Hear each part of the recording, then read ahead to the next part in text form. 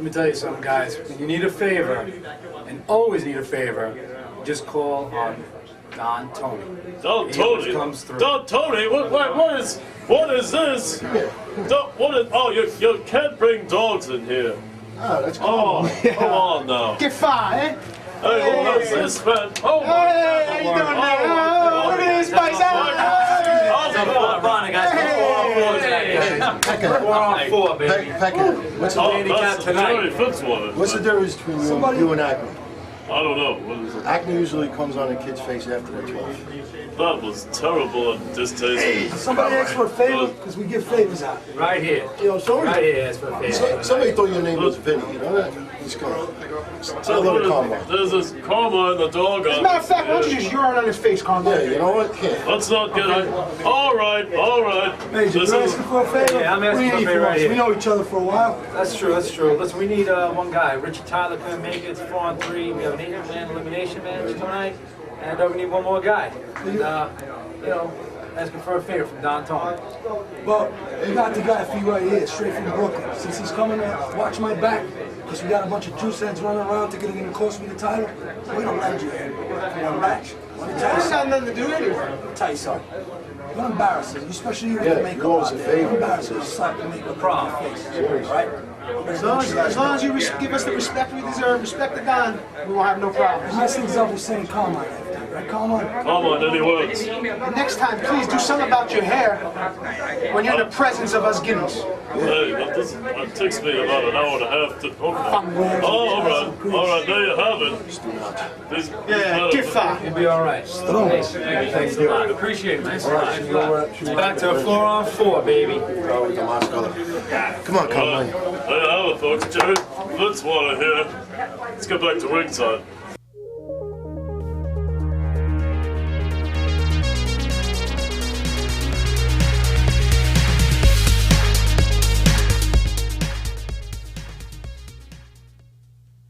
As far back as I can remember, I always wanted to be a podcaster. For me to live any other way was nuts. To me, those goody-good people who worked shitty jobs for bum paychecks and took the subway to work every day and worried about their bills were dead. I mean, they were suckers. They had no balls. If I wanted something, I just took it. I ran everything. I paid the bills. I paid the host. I even paid the masked maniac. Everybody had their hands out. Everything was for the taking. We always called each other good fellas. You would always hear from somebody. You're gonna like Don Tony. He's all right. He's a good fella. He's one of us. But if you're part of my crew, nobody ever tells you they're gonna get rid of you. It doesn't happen that way. There weren't any arguments or curses like in the movies. See, your haters come with smiles. They come as your friends, the people who've claimed they care the most for your life.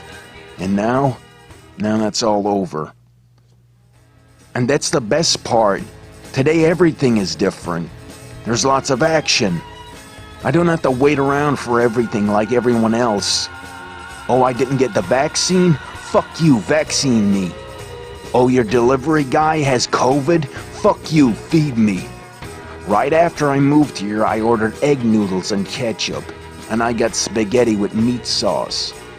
I'm no longer an average nobody, while they get to live the rest of their lives like a bunch of schnooks.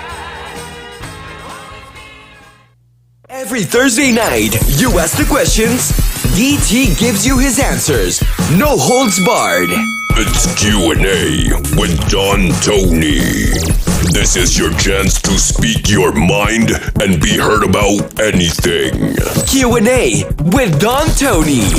And now, your host, Don Tony. Don Tony. Don Tony. Don Tony.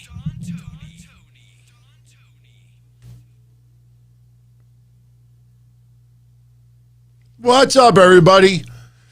March 25th, 2021. I am back once again. AMA, SDT, TNA, NXT, AEW. What's up, everybody? I hope everybody's doing good tonight. Been a little crazy day for yours truly.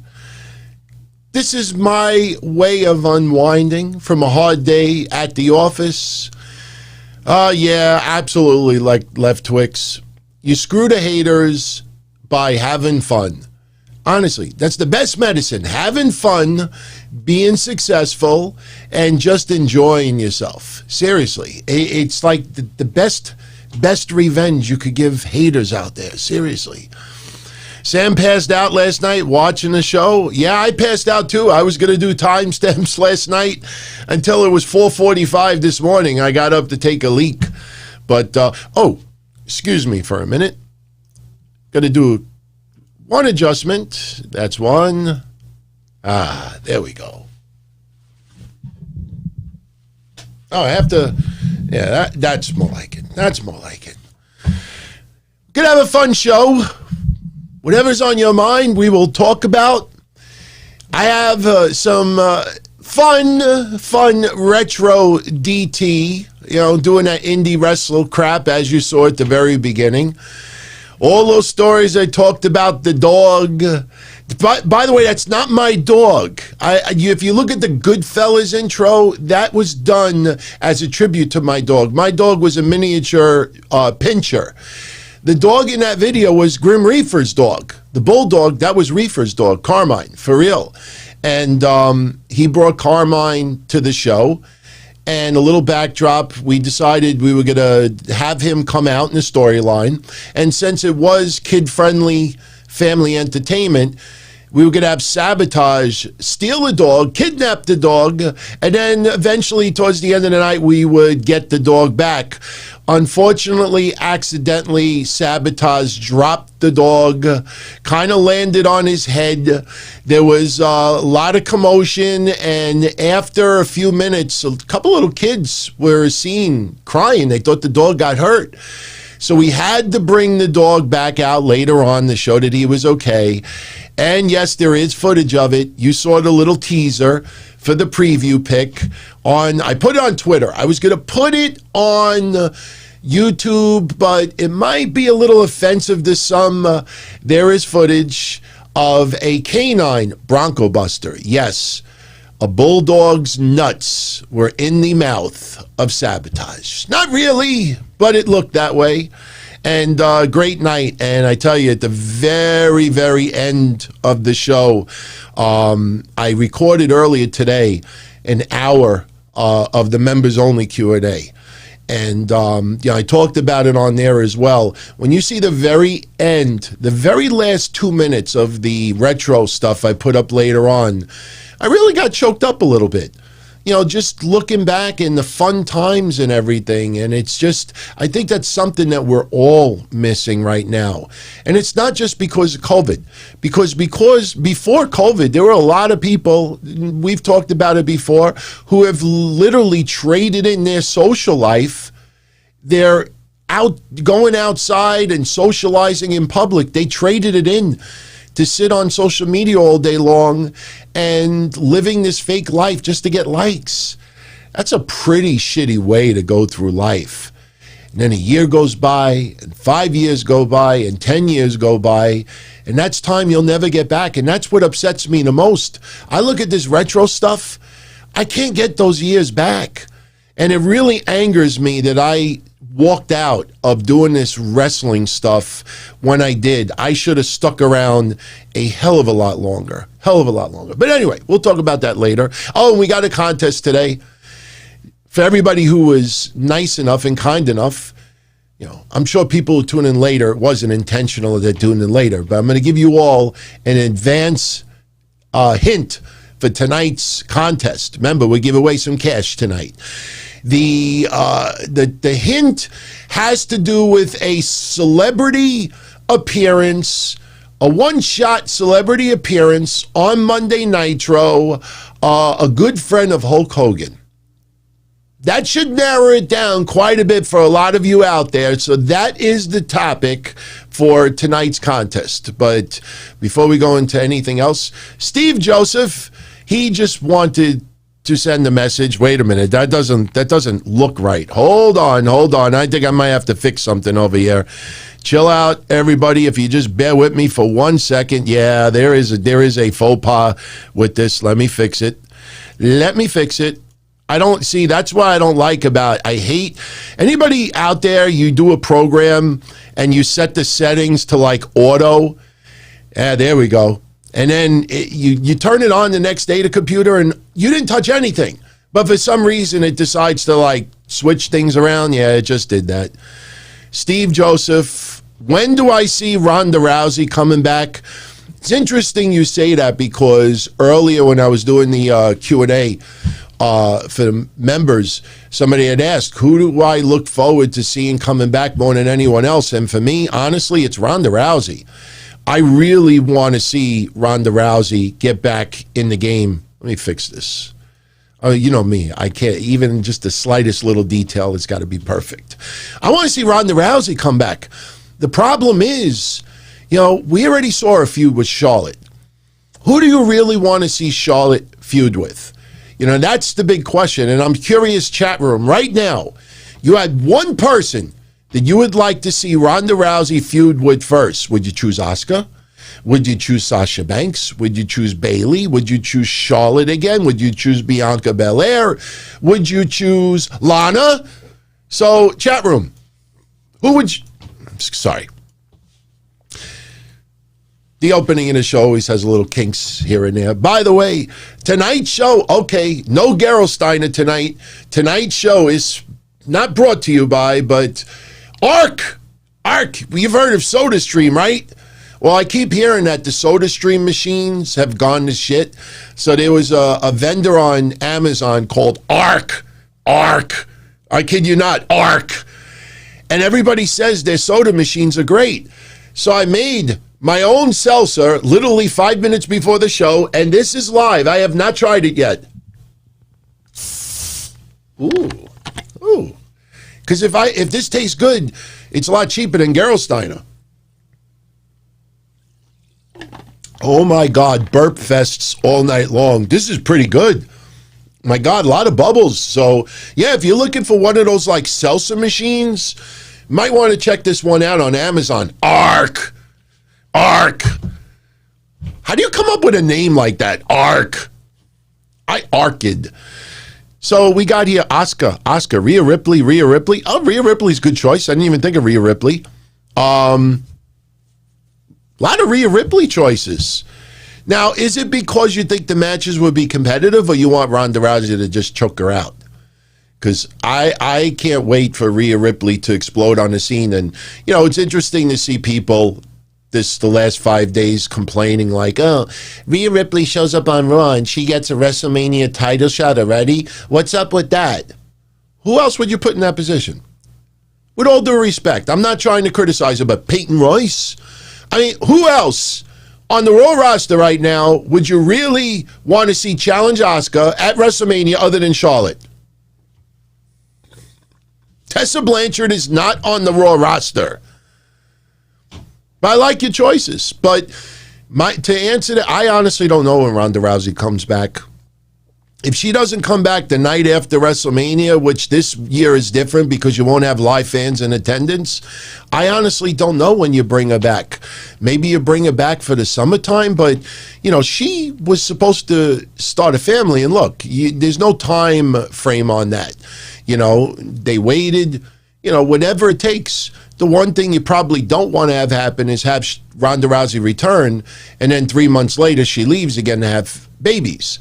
So, I don't know if, put it this way, if Ronda Rousey comes back, it's going to be after she has children or her and, her significant other have made a concerted decision to not have children for a few years. That's how I look at it. So I think it really comes down to those two things. But, we'll see what happens. But, I would like to see her back. But realistically, I don't know. I really don't know, So Fly, seeing Kane get his news that he's going into the Hall of Fame, getting emotional was really cool. Yes, absolutely. I understand why people joke about the Hall of Fame. There is no physical Hall of Fame. But you got to understand that, when your entire life is pro wrestling and you truly ate, bled, slept shit, WWE especially, and to have the company that you had your biggest success from put you in their Hall of Fame, I don't care if it's an internet Hall of Fame, a physical Hall of Fame, whatever it is, to be acknowledged on that level is a sign of respect. It's a sign of respect that, honestly, when you see these wrestlers get choked up and you see Molly Holly getting emotional, how many wrestlers, have you ever seen get word of the news and they acted fake? And what I mean by that is they may have said the right things, but you look in their eyes and you could, you see like, they don't give a shit about the Hall of Fame. It's a $500 payday, and that's all they care about. A lot of people don't act that way. Maybe the celebrity wing is a little goofy, but, those wrestlers that legitimately shed tears, don't tell me that it doesn't mean anything to them. And what's interesting? Most of the people that really criticize this Hall of Fame are the same ones that are criticizing about the NXT Women's Tag Team Championship belts. Like I said last night, said it the night they announced it, tell the women, for all the people out there, especially those podcasters that claim they have balls the size of coconuts, don't tell me and don't tell you and don't tell all these anonymous social media Twitter catfish out there that they don't deserve their own belts. Why don't you tell the women? Tell the women. Have the balls. You feel that way, you're that passionate, go on their Twitter and say, listen, with all due respect, I think there's too many belts and I think these belts are stupid. What's the matter? Suddenly the balls seem to have turned into raisins. There are too many belts. Of course there are too many belts. But you mean to tell me that everybody else has something to gun for except for tag team women? Fuck out of here. That's like, I'm sorry for bringing in politics for a second, but that's like Republicans not wanting to sign this stimulus while Trump was president, or because we're going to leave our children $24 trillion in debt. Motherfucker, if you don't sign the bill, we're going to leave them $23 trillion in debt. Is that a big difference? If I'm at $100,000 in credit card debt, and then you say to me, well, you might, if you don't do this, you'll be 90. Oh, wow, that feels so good. I'm still 90,000 in debt. Shut up. So, Steve Joseph, which promotion would I like to see Kurt Angle go to? I know people aren't going to like this. AEW. For real. AEW. Number one, light schedule. Number two, and I think this is probably the part that a lot of people overlook. You need, as much as you think Matt Hardy's use on TV has been a little off, we're still waiting to see what happens with Christian. But you mean to tell me Jericho behind the scenes, Matt Hardy behind the scenes, Christian behind the scenes aren't helping these young guys get to the next level? With all due respect, I love Jake the Snake Roberts. Does it feel like Jake the Snake Roberts is staying overtime and training and helping these guys? I think he goes home after. You can't strictly just, focus on a couple of legends that are there. And you need tutors, you need mentors, you need people to pick their brain in this, and that. So personally, I think Kurt Angle would tremendously help the younger stars in that company and try to maybe teach them a little bit more about the scientific. And look, I'm not going to put in Kurt Angle's head what he would teach people, but if AEW was not an option, then I would say NWA, because NWA focuses more on the wrestling aspect more than anything else.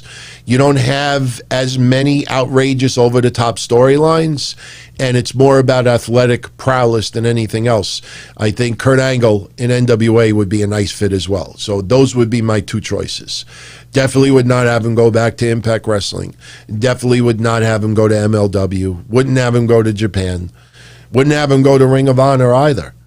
You know, too much work needs to be done in Ring of Honor right now, in my opinion. So, Roger Rubio, yeah, Roger knows that at the beginning of the second hour of tonight's show, I will do the contest. So, everyone out there, I will catch you off guard because I know there's a few people out there that are hanging out with other shows and then think they could, you know, just walk right in here when we do the contest and then they're leaving. And no. We'll just hit them when they least expect it. And before they could even just type to get in over here, the contest will be over. So, but yeah, we'll do that soon. It'll be a lot of fun. Mikey Hodge. He doesn't get a chance to listen live often, so he's stopping by to show some love. Much love to you too, my friend.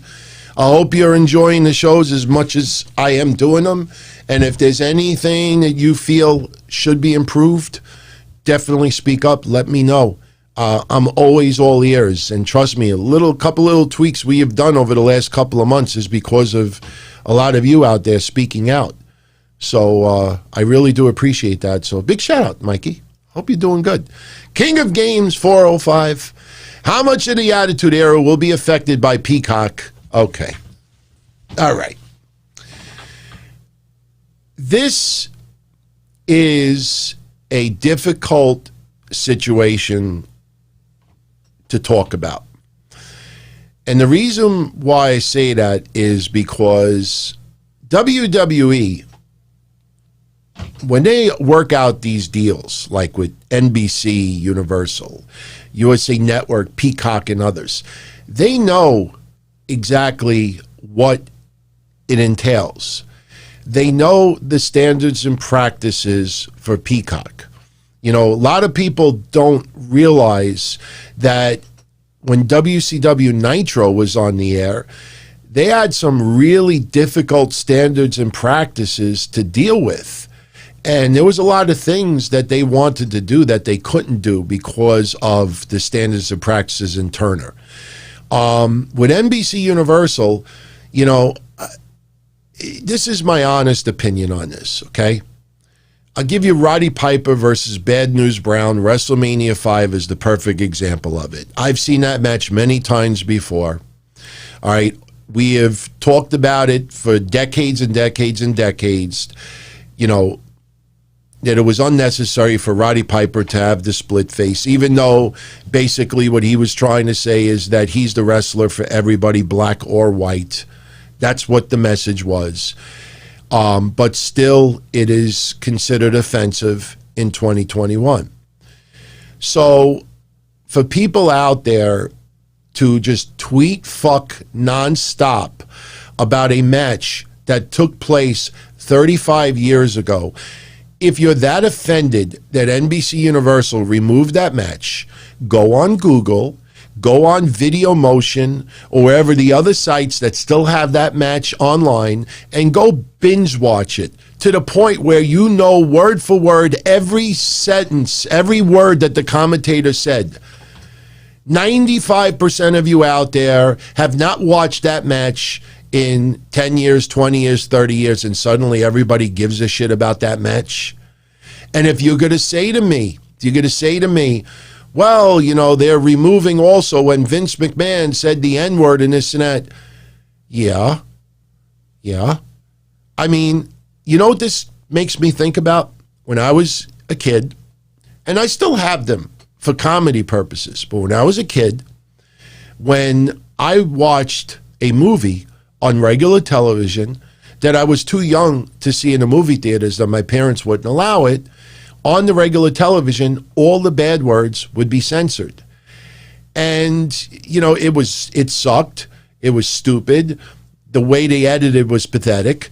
But if I wanted to watch it, that's what I had to deal with. WWE sold the rights to the WWE Network for almost $1 billion. If NBC Universal wants to treat the WWE Network like WWE treated WCW in 2001 and beyond, that is their prerogative. NBC Universal paid them money. If NBC Universal wants to censor every Steve Austin middle finger, too bad. Do I like it? No. But too bad. That's how business goes. I own something, I sell it to you, and if you want to tweak this, censor this, change this color, change this, edit this, tweak that, that is your right. If you don't like it, don't sign up for Peacock. Plain and simple. WWE is a business.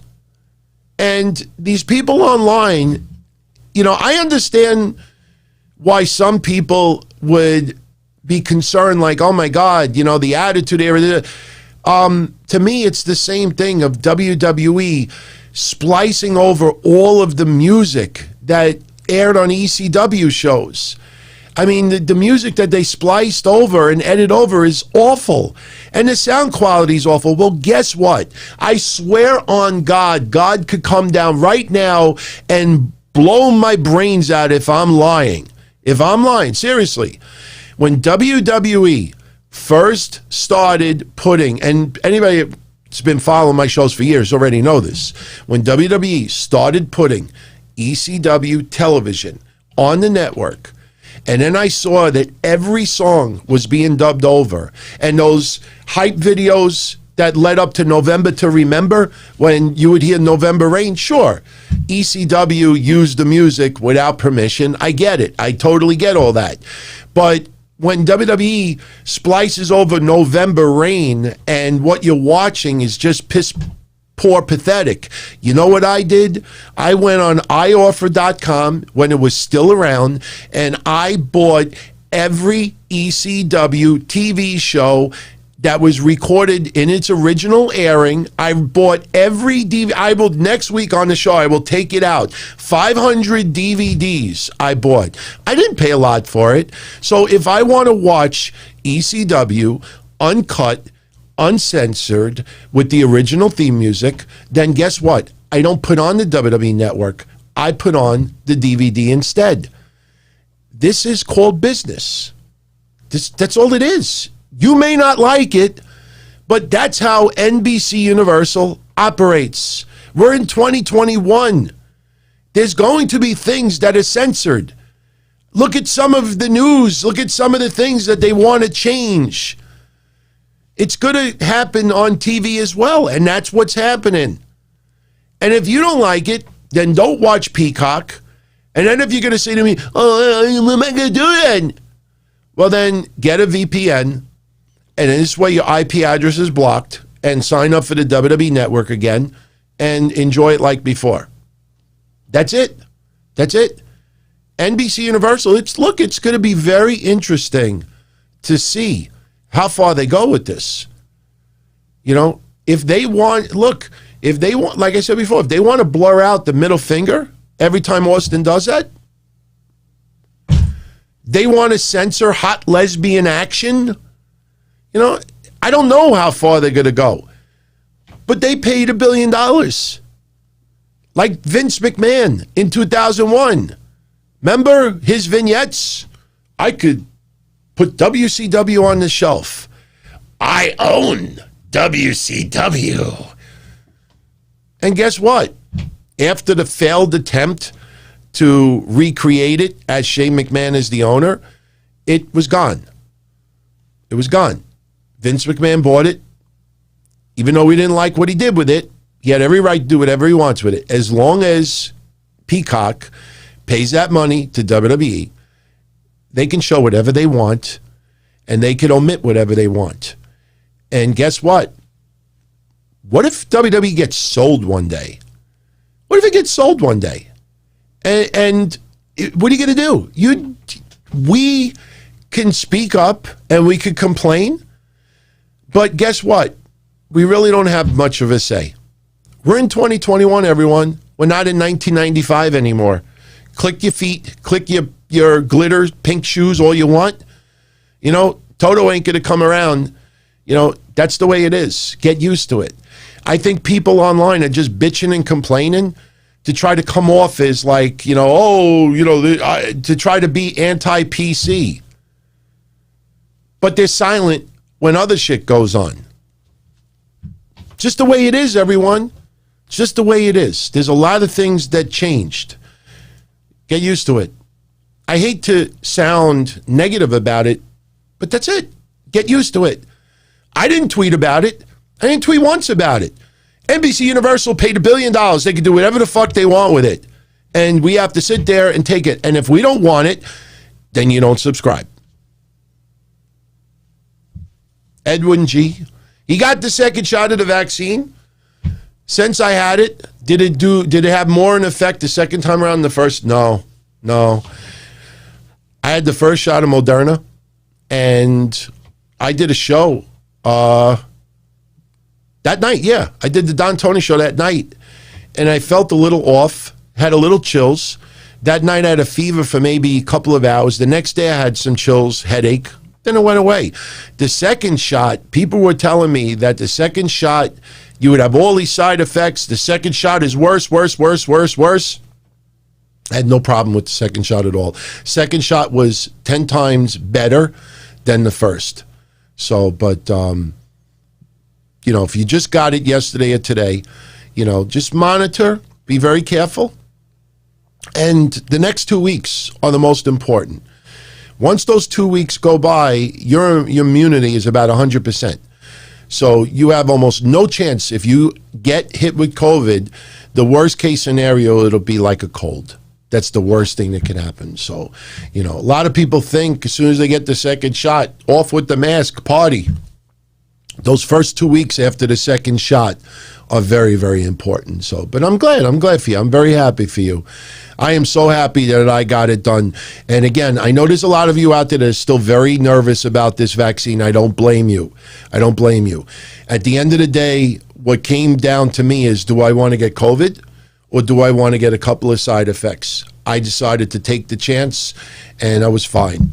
And believe me when I tell you, the peace of mind knowing that I could walk around and I still wear the mask and I still take all the precautions out of respect to my neighbors, because they obviously, I'm not going to walk around with the vaccine card glued to my head. A lot of people I walk around, they don't know what, if I had it or not. So I do everything like I did before, just out of respect for my neighbors. And there'll be a day very, very soon where we can remove the masks and, it'll be worth it in the end. So, just stick it out a little bit more. That goes for everybody out there, even if you don't get vaccinated. As long as we get enough people vaccinated and the risk gets very, very low, then everybody should be good to go. So, Cassette Classics, peace, love, and soul. Here's the 20,000. I don't know if we'll get 20,000 by WrestleMania. Remember, my goal was 20,000 by the end of 2021. I might have been 25,000, but I tell you, it's funny. Like, I don't plug anymore for people to subscribe. I just tell them, if you enjoy, in fact, I'll do that now. If you're enjoying the show, smash that like button, because that tells YouTube that you're enjoying the show, and they in turn will let others know. But I tell everyone to hit the like. I don't say to subscribe anymore. And the more I don't say it, I think the more people subscribe. So it's awesome, man. I'm having a ball. I hope everybody's enjoying the channel. And today, I did the first Q&A, the members only Q&A. I had some problems with the call-in software. The do not disturb would not lift for nothing. But, I read a tutorial online how to go around that.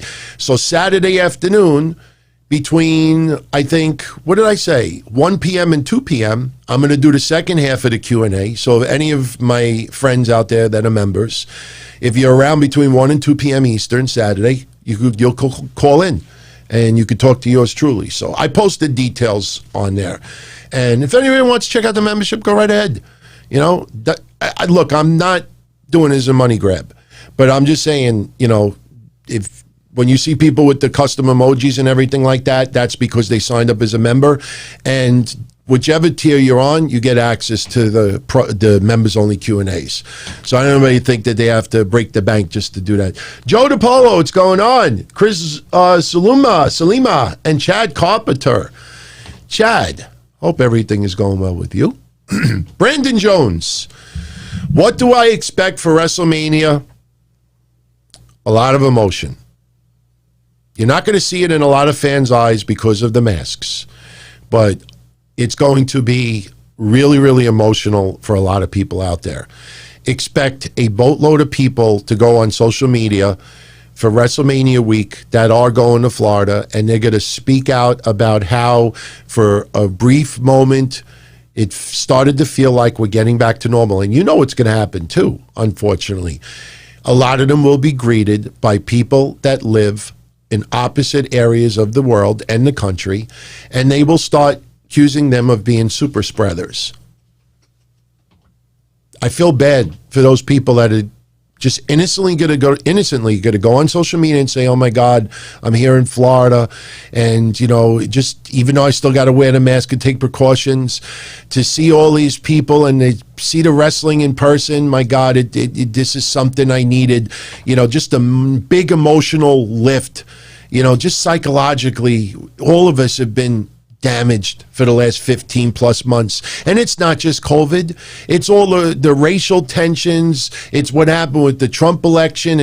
There's so many things that have been just fucking with us and fucking with us and fucking with us. And all of us as wrestling fans, if we can't go to Florida and your friends or your fellow wrestling fans are, and they're taking the precautions, don't immediately assume that they're on the beach going,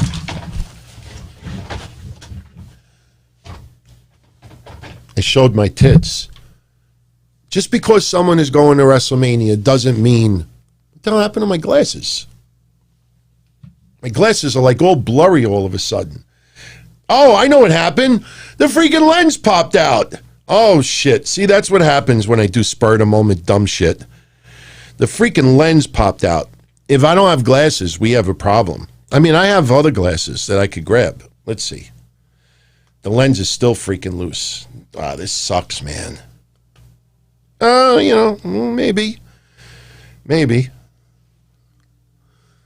All right, it'll do. It'll do. But just because they're going to Florida, people can immediately interpret that they're going to be on South Beach and they're going to be partying and they're going to be doing this and doing that and drinking and getting drunk and getting laid on the street. Not everybody's going to do that, but you're going to see they're going to be accused of being super spreaders. And I cringe to see the awful shit that's going to be written online. I really do. I really feel bad for a lot of those people, what they're going to go through. But there's going to be so much energy.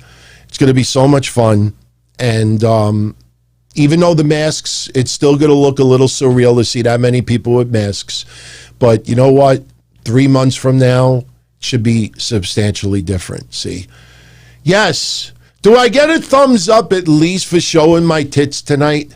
Do I get a little thumbs up for that? I don't want to touch the screen because I got the chat room going in the background. So, but no, I expect a lot of energy.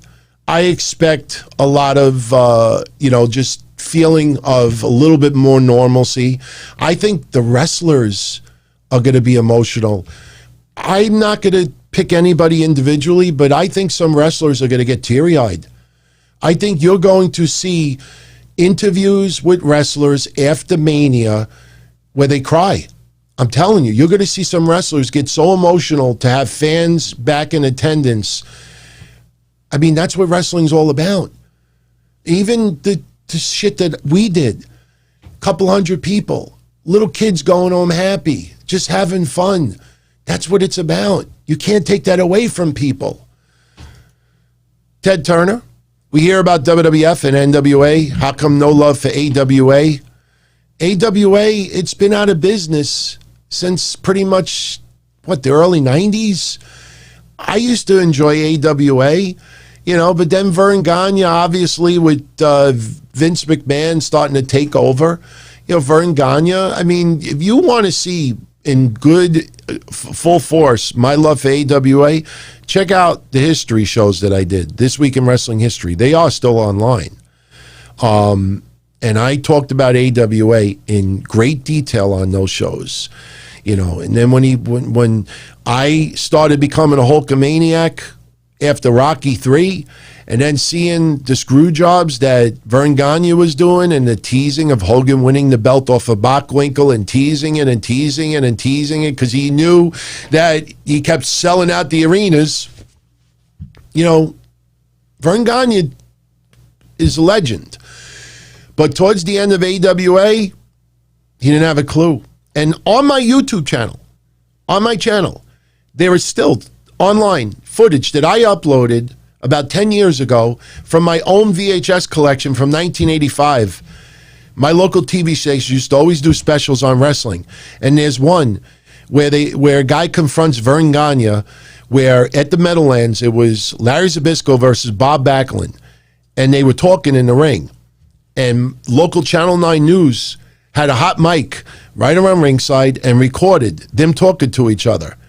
And Zbyszko's telling Backlund to hold the ropes when I told you that. And on live, on Channel 9 News, WWOR TV here in New York, you could see it after this show over here. It's online. You see him confront Vern Gagne. And just imagine this. Seriously, we know what wrestling is. We all know now. Imagine how Vern Gagne felt in 1985 when he's sitting being interviewed by WWOR TV in New York, and he's sitting in a room, and there's a big screen, and it's Larry Zbyszko and Bob Backlund. I think Zbyszko might have even been the champion at the time, and Bob Backlund talking to each other in the ring, clear as day, telling what moves they want to do. And he's like, well, what do you have to say about that? And I truly felt so terrible for Vern Gagne. I'll never forget, he's like, man, oh man.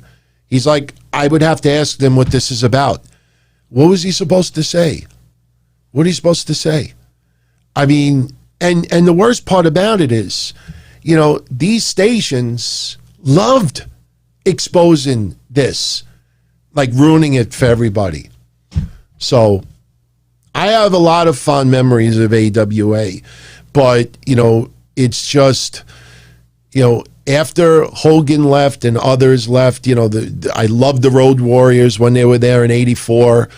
But as those couple of years would go up, shit, I loved even when Rick Martel was the champion, Stan Hansen being the champion. I didn't have any problem with Zbyszko being the champion, but it would, by the late 80s, it pretty much, I mean, you had a young Shawn Michaels, Sherry Martel. I mean, they still had some gems, but ultimately, Vince McMahon would just snatch them. So, Roger Rubio, his mom just received her second shot. Any tips on what he should look out for? And Gavin Newsom announced April 15th for everyone over 16 in California. Well, good about that. Here in my neck of the woods, it's pretty much anybody 50 and over with an underlying condition. But, you know, like I said, even 2-3 months ago, you made an appointment, you showed up, even if you were in your 30s. They didn't even ask, like, how are you getting this shot? These questionnaires online are for surveys. That's just the fact. If anybody out there, look, I don't condone this, but if any of you out there go on your local state site and you don't qualify yet and you put down that you got this or you got this, you know, they don't ask for proof. You show up at the vaccination site, they don't ask you for proof of job or proof of this, proof of that. I talked about mine.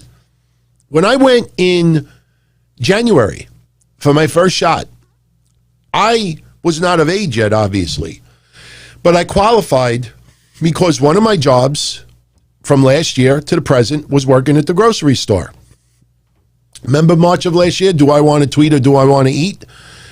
I worked 3 jobs.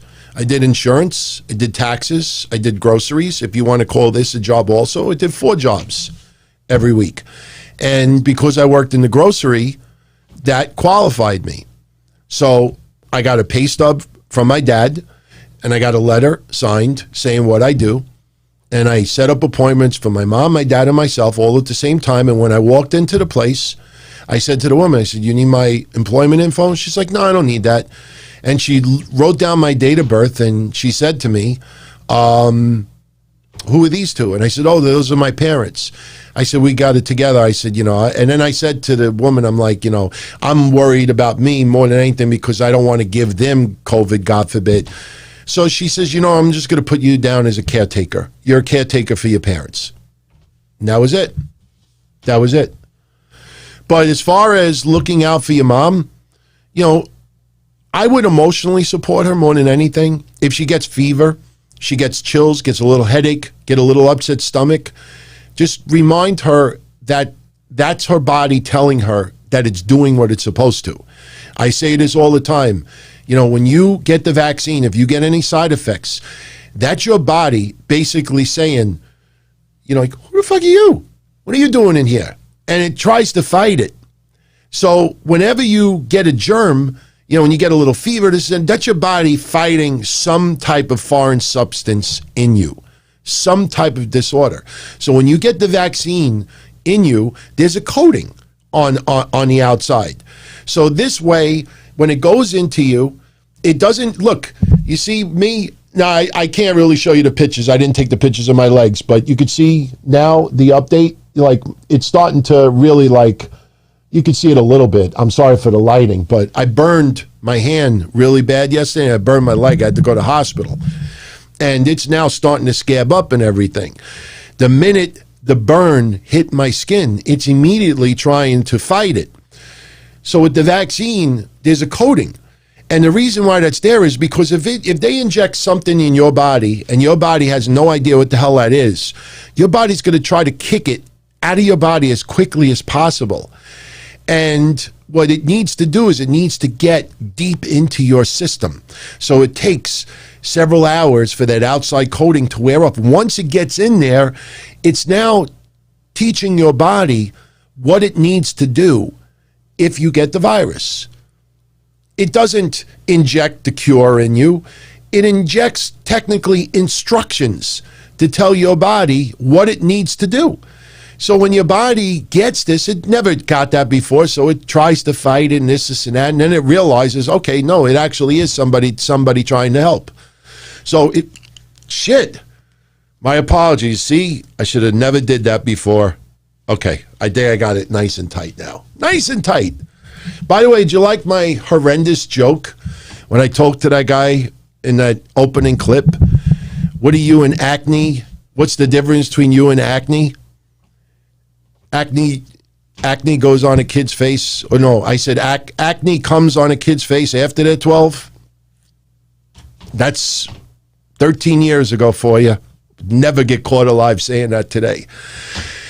But yeah, if she has any side effects, it's her body doing what it's supposed to. So side effects are not funny. You know, it's not a joke, but it's your body telling you it's doing the right thing. Tyree Jones. Do I think AEW would benefit from signing Big Cass with Melina by his side? And have you seen recently the Indies with Melina? Well, I've seen Melina in NWA. I like Melina in NWA. You know, I think she's very disappointed that she was unable to land a spot in WWE, and that could very well still happen. The problem is that WWE is so busy right now trying to elevate some of their roster. And the problem is, this is what happens when there's no off season. You have Royal Rumble, you have WrestleMania, soon you have SummerSlam, then you got Survivor Series, this and that, and there's never really any off time. So you see many times they start pushing someone simply to fill a spot on a pay-per-view. And that's why even when they had that women's Money in the Bank match, remember in Connecticut last year when they all went to the WWE office?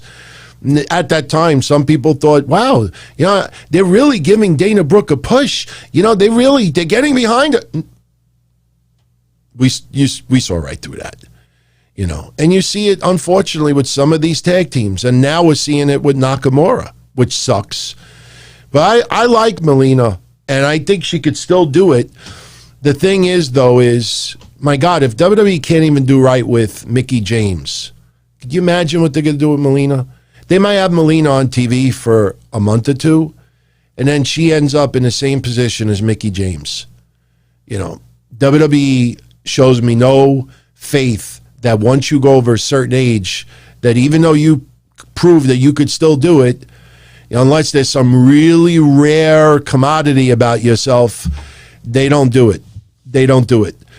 And then you get these goofs online. Oh, exclusive. WWE's not looking to hire anybody over 35. Well, you could fucking figure that out easy by who they're using and who they're not, you know?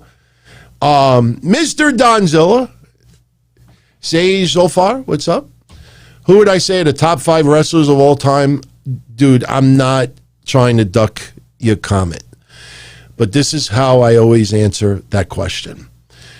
Wrestlers in the 70s is a different form of wrestling entertainment as it was in the 80s, as it was in the 2000s, and even today. And the problem is, I could put people on a Mount Rushmore, and the thing is that most of us never even seen that person wrestle. So I prefer to always break it up into different eras. I personally think, up until the 80s would be one era. The 90s and the 2000s would be another era, and then you would go now. But, if I go strictly on being a wrestling fan and who I saw when I was alive, I probably would go with Hogan. I probably would go with Savage. I would have to go with somebody from today. I would be really reluctant to put John Cena in that category. I probably would put Ric Flair in there. So that's 3 out of 4 already, So you could put, you could pretty much put Bret Hart in there. Now you see, we left out everybody from the last 20 years. Shawn Michaels you could put on there.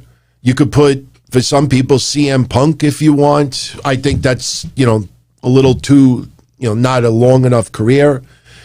I mean, there's so many technical wrestlers. If you want to go a little further back, you could put Bruno on there, Undertaker on there, Sting if you want. So that's why I don't like doing Mount Rushmores.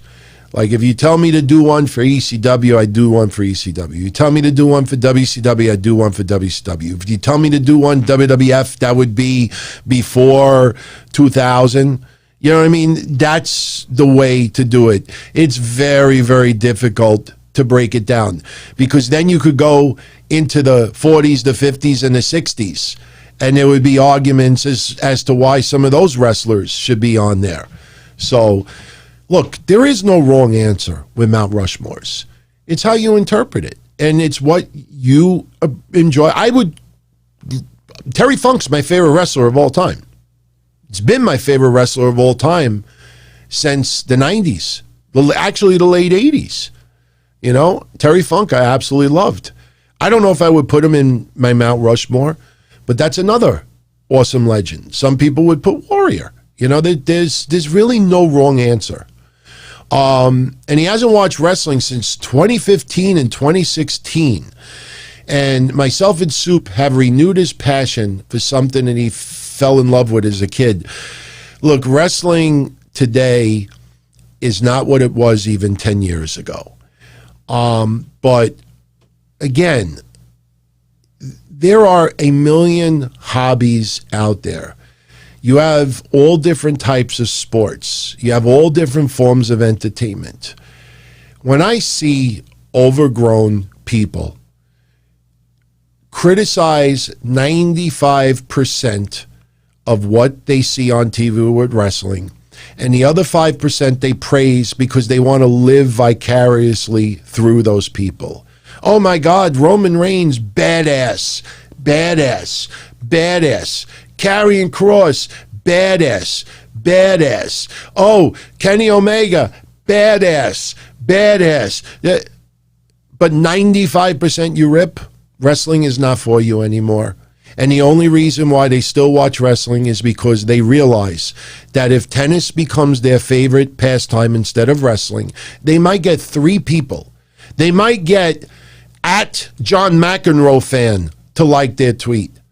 So these people will just complain and complain and complain. I never in my lifetime, and I always use the music analogy, replace wrestling with music. I don't like country music. That is a fact. You will never see me listen to country music. You'll never see me criticize it because I know some people like country music. I don't listen to it. I don't watch them perform. I don't talk about it. I love old school, hip hop, hip house, techno, disco, dance, freestyle. I love all that. So you'll see me talk about that.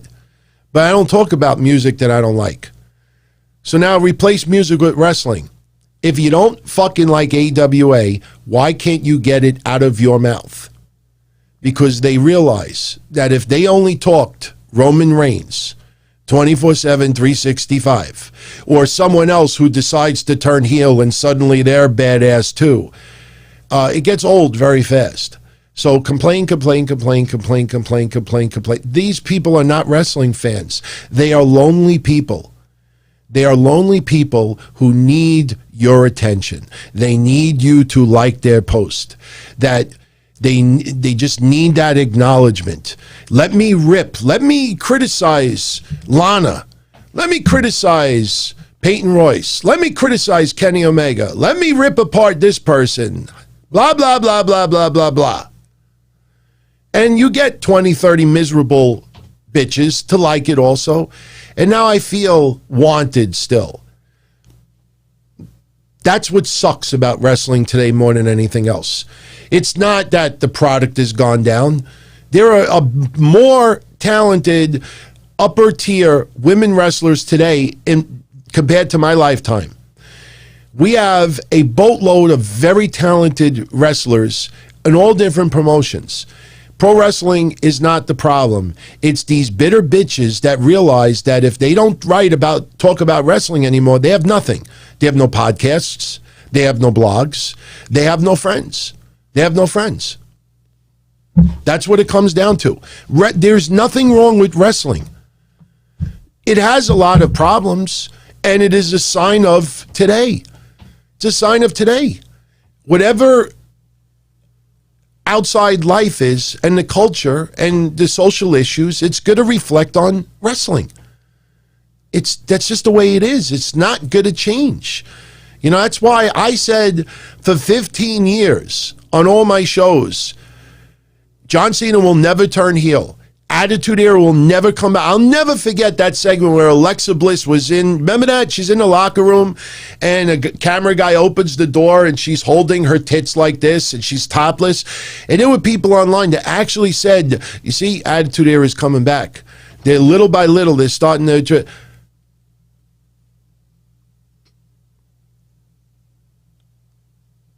fuck is wrong with these people?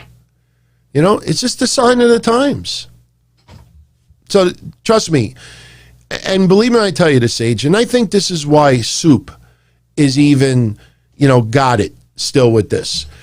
They don't allow the outside negative noise to creep in. They enjoy what they enjoy just like I enjoy what I enjoy, and I block out that other noise as much as possible. The more you block out the noise, the more fun you have. And that's just the truth. I know a lot of people don't like to hear that, but that's the truth. The more you block out that negative, you might end up with less people talking to you. And that kind of sucks. But you block out that noise. I'd rather have 100 people talking to me, and we're all having fun and just trying to take chicken shit and turn it into chicken salad, than to have 500 people and half of them are bitching about everything that's going on in life.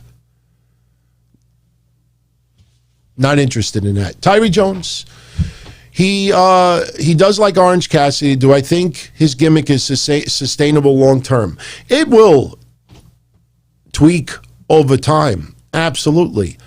Some of the things that he does, the minute he puts his hand in his pockets, if I was another wrestler facing him, I'd knock him right on his ass. The minute he goes like this, I lay him out. So you will see things tweaked. Orange Cassidy will be silent many times. I think that will stay for a very long time.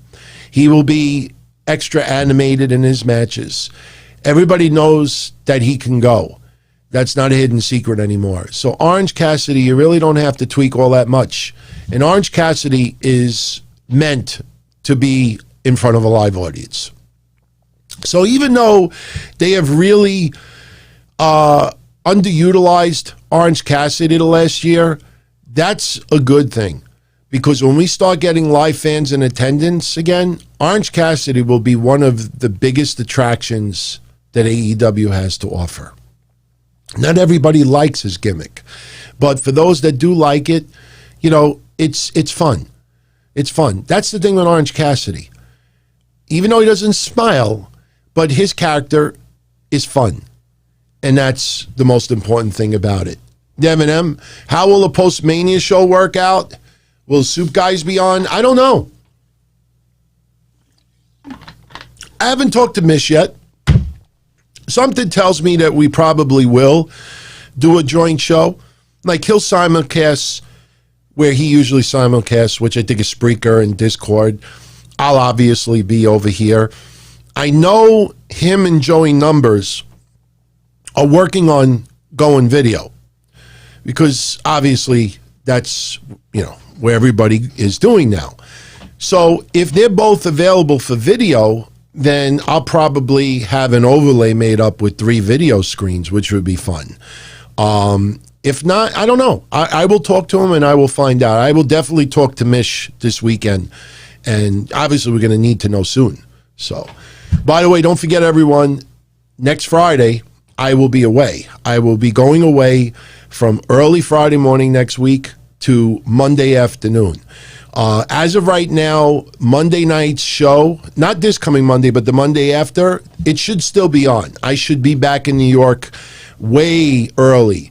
If, I decide to come back really late and there's any change with the show, I'll obviously post something on social media. So, Joey Numbers is not related to Joey 924. They do not know each other. They had a little bit of a rift back in the day. I still have the audio when they invaded their minority roundtable or whatever, and that's hilarious, man, to look back on that. So,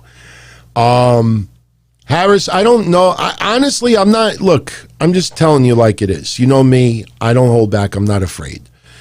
Jason Solomonster has a established, long-running YouTube channel.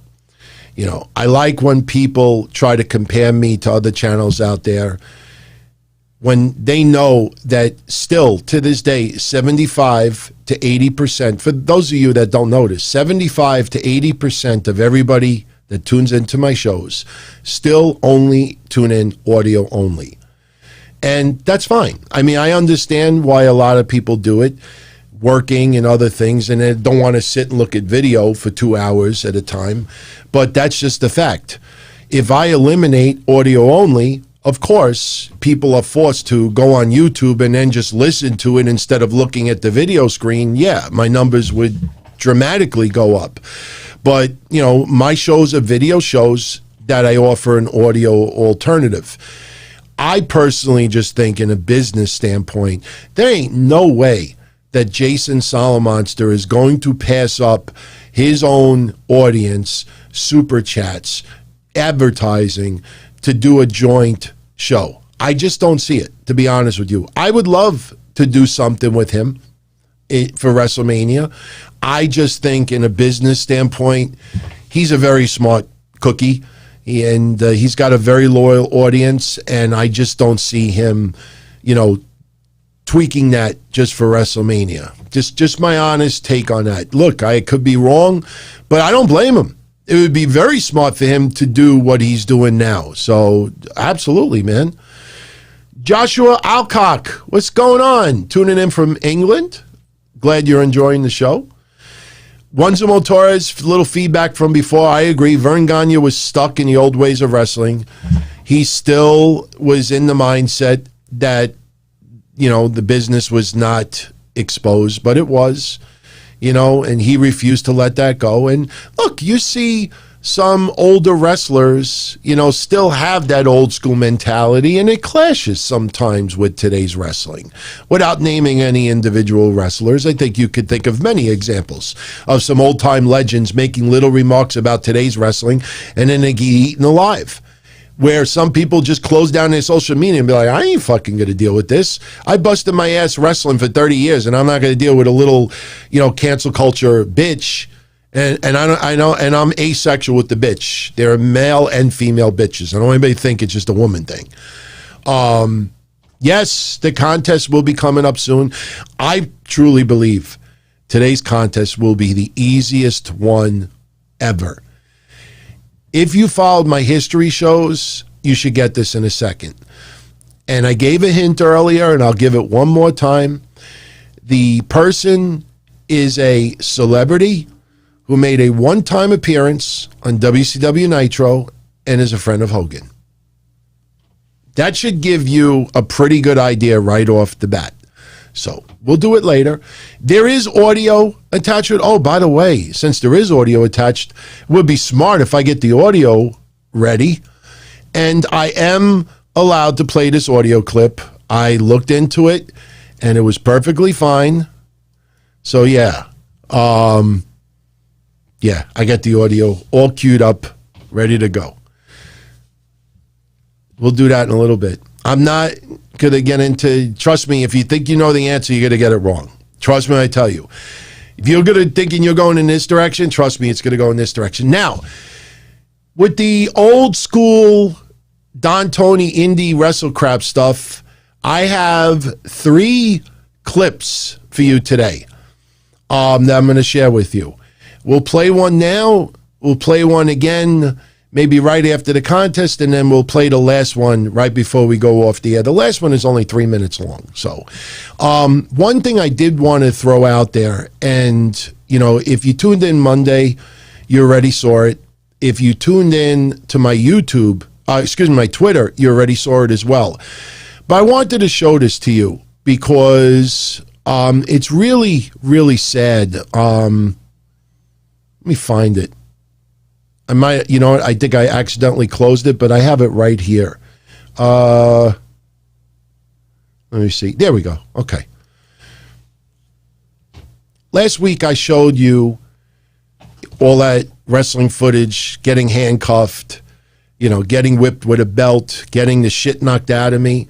And one of the guys that was beating the crap out of me was Joe So Delicious, the guy with the big outfit, tan outfit with the big white glasses.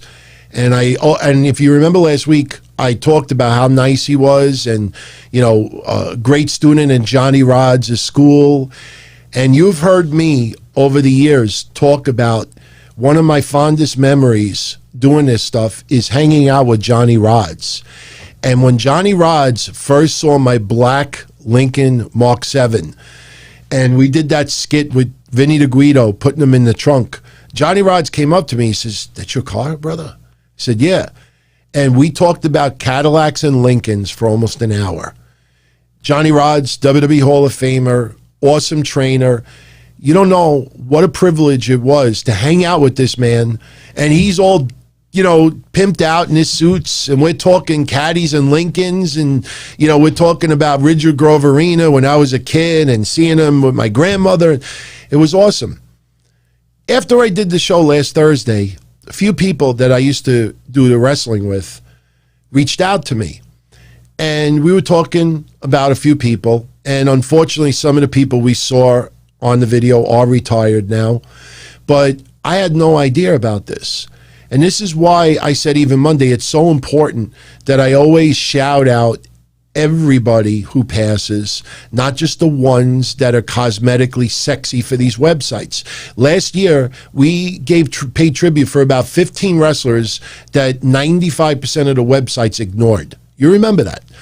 Well, I found out that Joe So Delicious died 4.5 years ago at the age of 31. I'm not going to get into any details, but I was like, oh man, that fucking sucks. Seriously, that's just like it was sad enough last week to reminisce about all this good shit that we were doing at that time, just to hear that he died 4.5 years ago.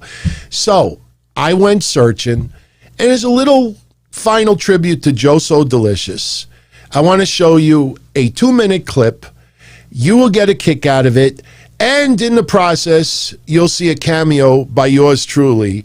I guess I video bombed this segment. You know, you heard of photo bombs, but I think you'll appreciate this. I really do.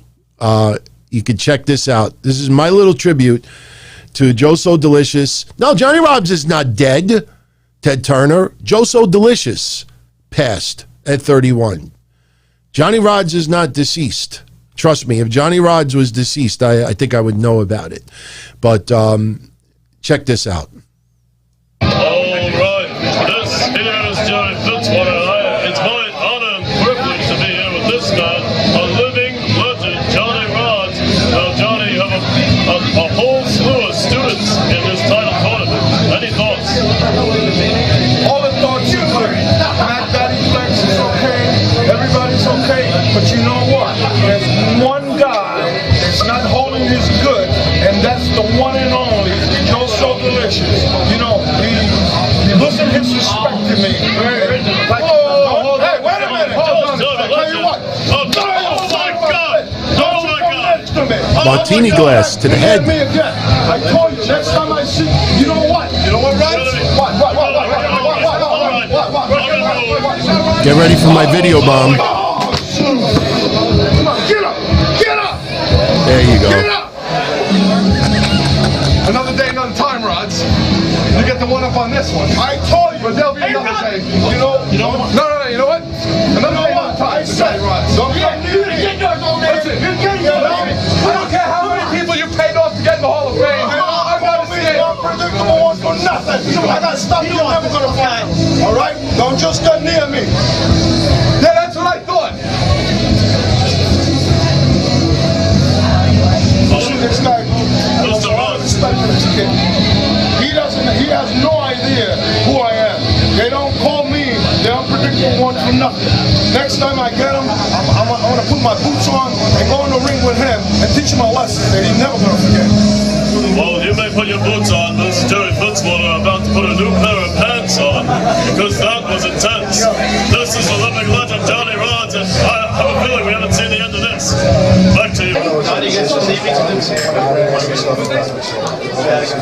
Listen closely to the hat comment. Hey, what, is that Grim Reaper? Right now, is that him? Yes, it is. Tell him I said hello. Tell him I said I like his hat. Tell him I said that. He said he likes your hat. It's a great hat. I love it. He said the pink hat? Oh, no. Anyways.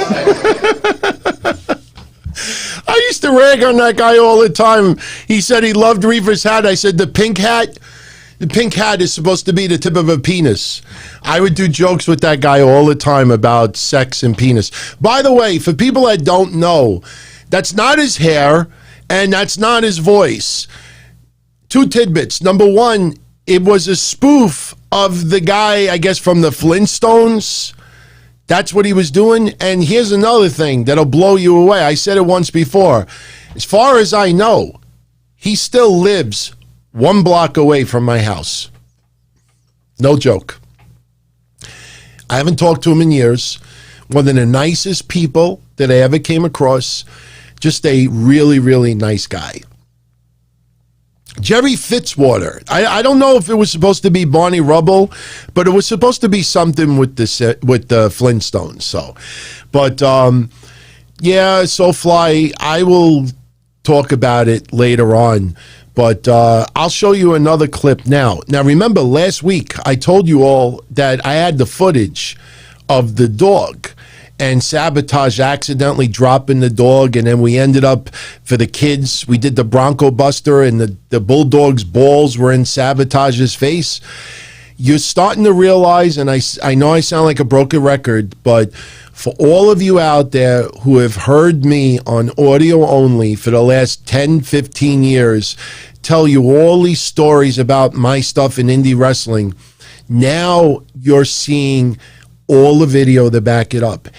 Every story that I've ever told you, I'm now backing it up with video. And that's just wonderful, seriously.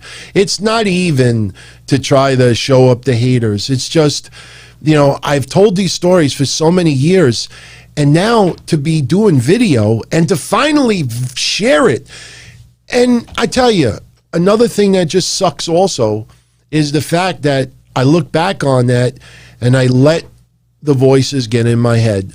I let those people online, and I talked about it earlier today, I let those people online that convinced me that what I was doing was awful, disgusting, terrible, it sucked. I had no business being there. And it got to the point where I said, they're probably right, and I stopped doing it. And then I think a year and a half ago, 2 years ago, about a year and a half ago, when people were making me feel guilty because I wanted to go to video. And now you see what we got here. And now I look back on and realize that people just didn't want to see me go to another level. And now you see, there's podcasters out there that unfortunately, they might have a great podcast, but they don't have this, and they don't have this history doing all this stuff and all these stories. And the more I put this out there, the bitter they get, and that just sucks. So anyway, let me show you some more footage. Now, I will be honest with you, that opening promo for tonight's show, obviously it'll repeat a little bit here because it'll set up what you're about to see tonight. And I think you'll get a kick out of this. This is what led up to the dog incident. And yes, for the person that asked earlier, that is Warhorse. That is Warhorse. And could you imagine if we would have had that match the following show? Johnny Rods would have managed yours truly for a match. You know what awesome memory that would have been? Johnny Rods is my manager. My God, it was freaking... No. Havili, I don't let them get to me anymore. I feed off of them now. I feed off of them. Once we get out of COVID and I have the opportunity to do some indie managing again, I plan on doing it 100 times better than before. So, and I might still be politically incorrect. So, anyway, as we do usually with every week, hold on, where is it? Okay, yeah. Let's put this here. And let's put this here. Two thugs, Scotty Rio, professional. Hey, there's no problem here. Got a man Nightmare there. I don't think it's going to be much of a problem. Handicap match. They're the ones with the handicap. It doesn't matter if it's 3 on 4. It doesn't matter what the numbers are. When you get into the ring with us, it doesn't matter if you're a technical wrestler, a high flyer, or a brawler. You're just going to be another bunch of losers. Let me tell you something, guys. When you need a favor, and always need a favor, just call on... No, that's not the same Warhorse. Tony, what? I don't think that's the same Warhorse. If you're thinking the person who fought Cody, that's not him. Oh, come on now. Get fired, eh? Hey, what's this, man? Oh, hey, how you doing now? Look at this, boys.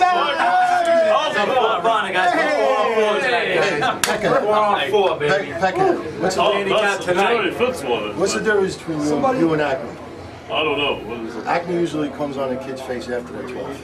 That was terrible and distasteful. Hey, somebody asked for a favor, because we give favors out. Right here. Right here, ask for a favor. Somebody thought your name was Vinny, you know that? He's coming. Say hello to Karma. There's this Karma in the dog. As a matter of fact, why don't you just... He's licking my face. You know what? Let's not get it. All right. Major, you're asking for a favor? Yeah, I'm asking for a favor right here. We know each other for a while. That's true. Listen, we need one guy. Richie Tyler couldn't make it. It's 4 on 3. We have an 8-man elimination match tonight. And we need one more guy. And, asking for a favor from Don-O-Mite. Well, we got the guy for you right here, straight from Brooklyn. Since he's coming to watch my back, because we got a bunch of juice heads running around thinking they're going to cost me the title, we're going to lend you here for one match. That's got nothing to do anyway. I'll tell you something. Don't embarrass him, especially you with the makeup on. Don't embarrass him, just slap the problem in the face, right? As long as you give us the respect we deserve, respect the Don, we won't have no problems. Respect the Don. Come on, any words? And next time, please do something about your hair when you're in the presence of us guineas. Hey, but it takes me about an hour and a half to... all right, there you have it.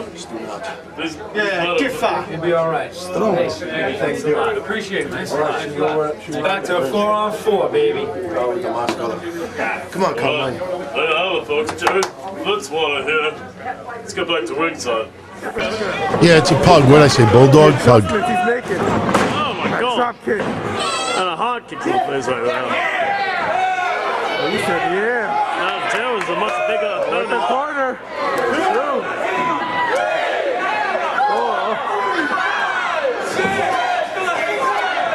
Oh no. A little low blow. Oh, this is his finishing move. Crucifix bomb. Oh my gosh, it's over. It's a wrap. What the fuck? 1, 2, 3, it's over, Earl. Here's your winner, Ultra Sexy Joe Submissions. King of Puerco. Now I'm starting to.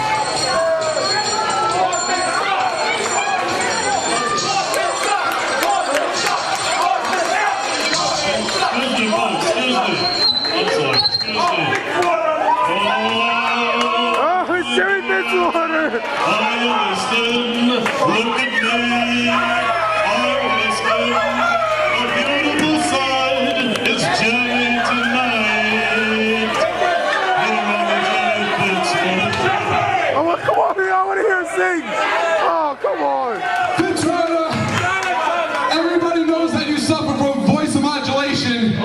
Grab yourself a lozenge and get in the ring. He does need a throat lozenge. Oh, it's meant to lift it. Oh, he gave him the right there.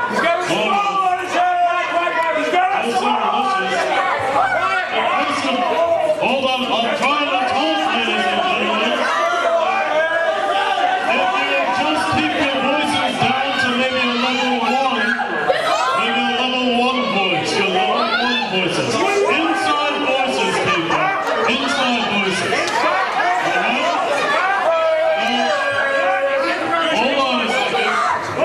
Alright, Joseph Delicious and You got to remember, it was it's always family entertainment. It was kid-friendly shows. First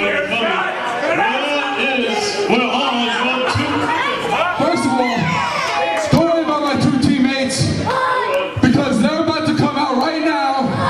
I'm talking about Best Buddies Inc., Sabotage, and the VPW Heavyweight Champion, Jason Static. Oh man, here's Best Buddies Inc. Yeah, I didn't do anything with the audio. I don't think we have any issues. You see all the little kids there. That's why we had to do something with the dog later on. Jay Static and the masculine marvel, quote unquote, Sabotage.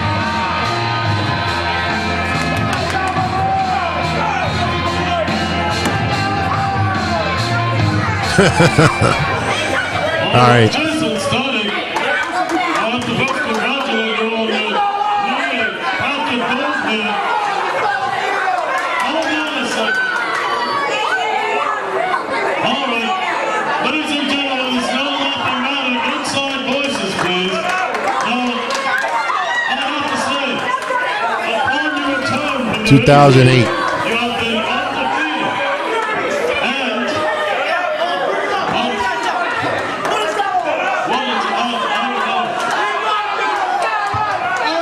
Enough. You take a seat over there.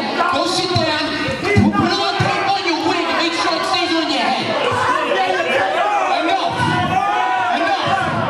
Tonight's the night. First things first. I know you're in the back, and I know you want a shot at me.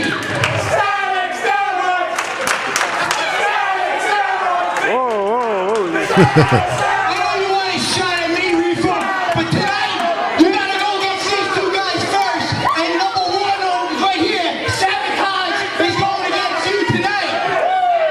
You got Reefer tonight. Oh, Reaper and Sabotage. Where's your Make men more proud, baby. All right, I'm taking you. Oh, wow. Important things. We're in Brooklyn. Well, I'm from Brooklyn, New York. But Louisville, Kentucky now is the current residence of the reigning VPW Heavyweight Champion. I think we come out now. So Flex, tonight's your one and only opportunity at the title. You only got 1 shot at it. Now last time I beat you, I know you went to that dope I mean it's called Gleason's Gym.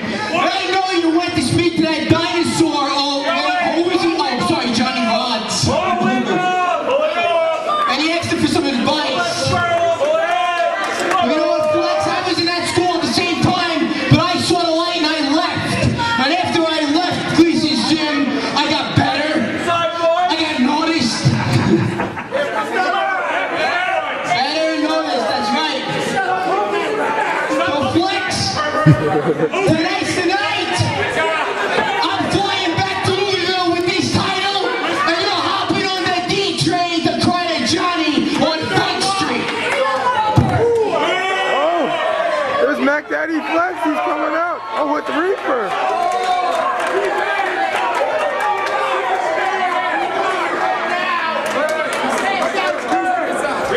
this all sets up what everything happens tonight.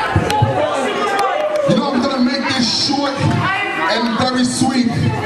Not only will my man Big Reefer beat down this midget Sabotage,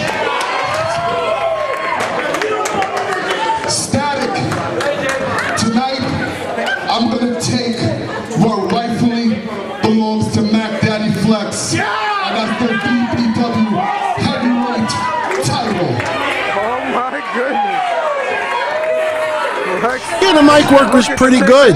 Everybody's mic work was pretty on point. Hey, let me tell you something. You might have left Gleason's. You might have got a little better. You might have got a little noticed. But I think you got a little gas to go along with that, my friend. Now, let me explain something to you. It looks like Benoit sign. Daddy Flex are a little outnumbered. So I went to Brooklyn and I brought some backup. Big Carmine. Big Carmine. Come out here, Big Carmine. Check it out.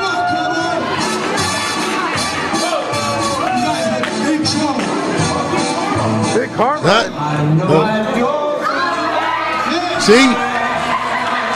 Remember I told you that I would bring the dog out and I put the dog out in the current? That was, yeah. Oh, that's his backup right there. That's a vicious dog.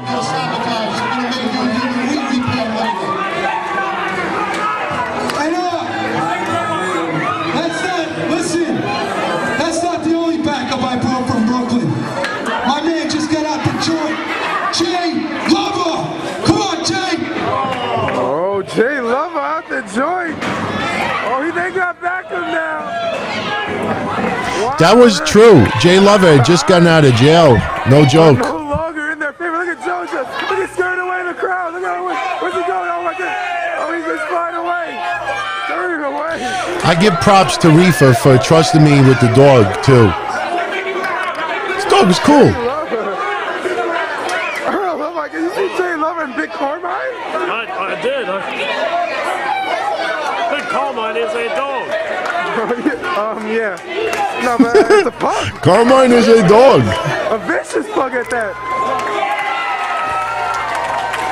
Who needs the VPW championship when you got Big Carmine? I'm literally allergic to dog hair. Oh no.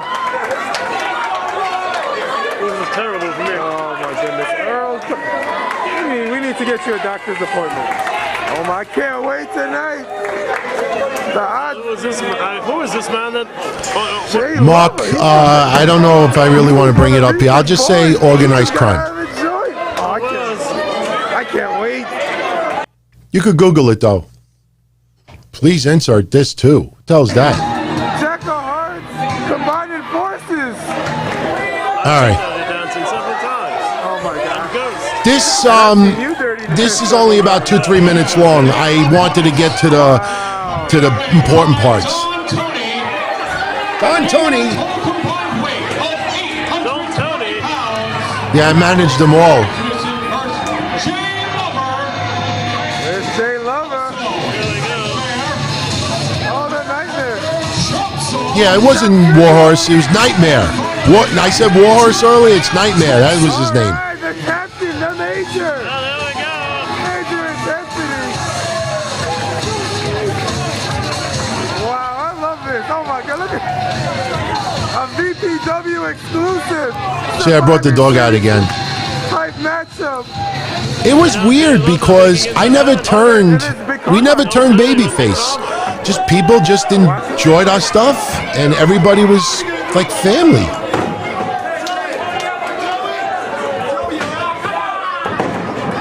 Nice arm drag. Oh, here's Jay Lover. Jay Lover, from Brooklyn. I see the audio is off just slightly. Sorry. Don Tony looks to be happy.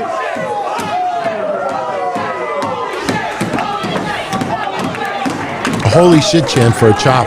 Jay Lover with the suplex. Scotty Rio looking hurt. Jay Lover. I don't know why the audio level it went off a little bit. Maybe because of that disc 2 thing. I don't know. Don Tony and But watch what happens.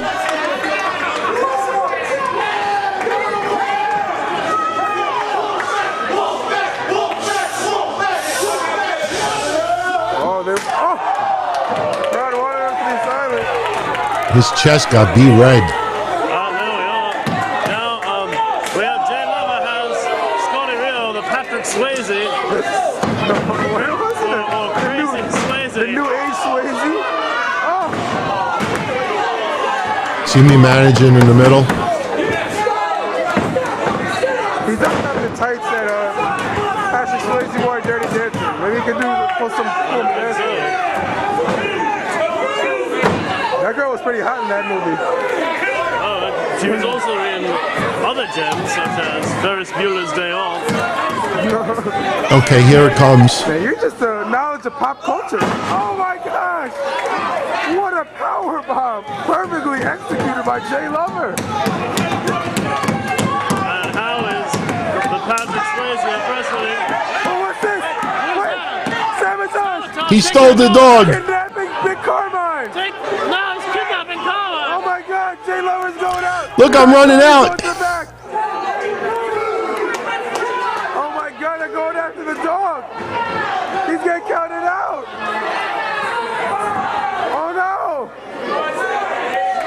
I'm really glad that the time-honored tradition of bringing animals to the ring has been brought back.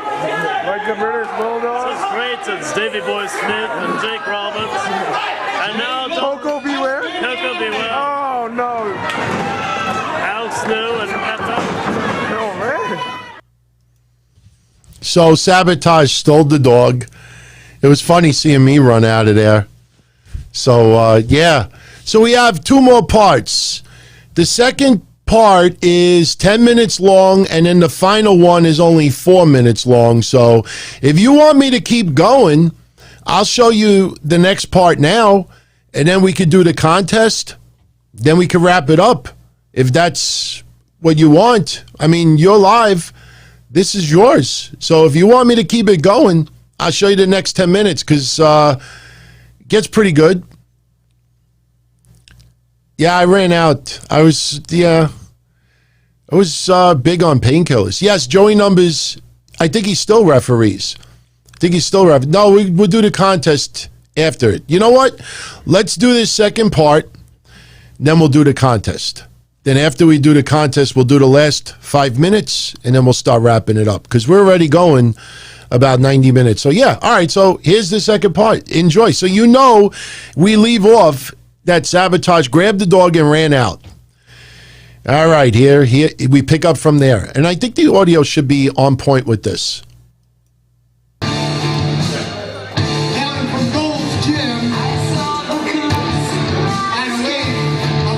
This 3. Hard to sing, you know who that is? He's Diesel. Now Modern Marvel. He hails from Girls Gym. Maybe that's for 4x. Oh, with Big Carmine. Watch what happens. He just kidnapped Big Carmine. I will tell you that Sabotage legitimately felt so terrible after the show. You have no idea. That's something I always remembered. He felt so terrible. Watch. Oh, you see to tame it. You see to have it tamed. And Big Carmine was petrified. Poor Big Carmine. What is going to be a Big Carmine?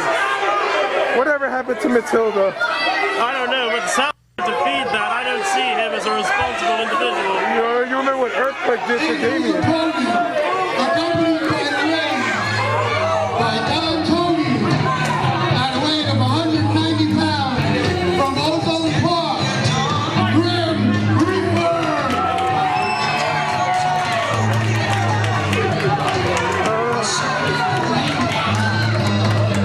Man, Grim Reaper looks upset, so does Don Tony. Sabotage took the dog. Watch. You're messing with his family right there, Earl. Grim Reaper had that. All right, look close. Carmine since he was little Carmine. Since he was a puppy Carmine. Oh, wait. Uh-oh. Jay Lover. Look, watch. Oh, he just throws it. Landed on his head. Big Carmine. Uh-oh. Grim Reaper's not going to take too lightly to that. Reefer was really concerned. How's Big Carmine?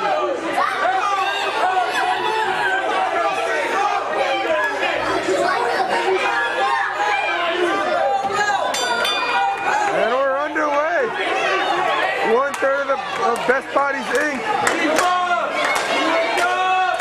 The modern marvel. There was a couple of kids after this match was over that a couple of them were crying. They thought something happened to the dog because Jay Lover was standing there, and the dog, you know, I couldn't really see because I was managing, but later on they said that the dog seemed a little bit off, and the kids were just focused on the dog, and we had to bring him back out. So, see, now they're chanting Michael Vick. They're accusing Sabotage of being a Michael Vick of sorts. I wasn't a general manager. I just managed a bunch of guys. Over the top, onto the floor.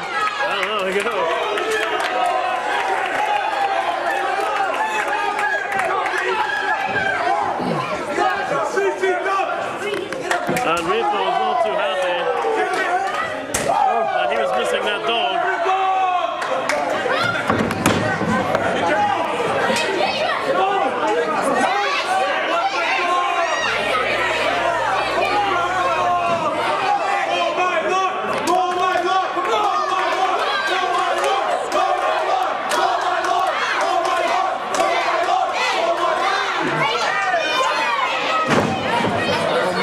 Dropping the fist. Taco Bell. Oh, the fans chanting Taco Bell. Oh my God! The fans are hungry. Oh, what a powerbomb! 1, 2, oh! He almost had him there. The masculine marvel that is Sabotage. Slick move. Oh, he's. And what is this? What does he have in his hand? He has that. There's that elastic band. Yeah. Aerobic band. No, he's just doing some, you know, bicep curls.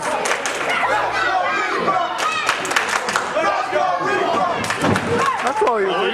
He was just getting a workout. Oh, here's Jay Lover. Jay Lover is at ringside. I guess he got Carmine to save ground. Get to the gut. That's one thing I keep getting on feedback, a lot of emails. People are like that I just looked huge as far as height and size. I always said, you know, I was taller. I didn't realize I was almost 6'4". I never really measured height till somebody pointed it out to me about 2 years ago. It's most of the action for the free food, at least. And Eduardo. Now you can't see that corner because I cropped the screen a little bit so the chat room could stay up. Oh, did you see that? Wow. Sabotage. Wow, look at the head scissors from the top. Unbelievable. And now Sabotage are running elbows to the corner. Oh! Wow. Tornado clothesline. I love the great Teddy Von Erich. They love it, trying to get the crowds on their feet.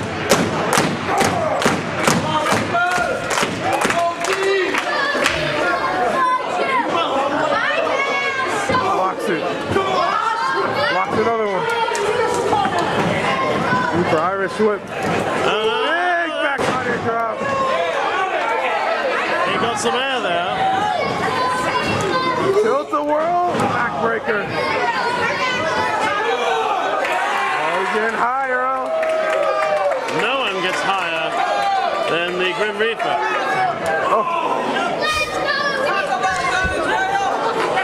Sabotage was pretty good, man. I already retired a couple of years ago. Hanging in there with one of the best in the business right now. Well, don't sell Sabotage short. I mean, he is a... Oh, well, what are you trying to say short? What are you trying to say, no, Earl? I didn't mean it. Yo, you better watch out. He's looking at this DVD. Oh, here's a Swanton Bomb. Oh, my God, Swanton Bomb. Yeah, he can walk the ropes, too. How did he kick out? Incredible. Fireman's carry. It was just us two, but I also managed like 6 other guys, too, off and on. Oh, it's a tornado DDT. Look at the impact on that tornado DDT. He knocked his bandana. looks like he's seen the 1, 2. I thought that was it.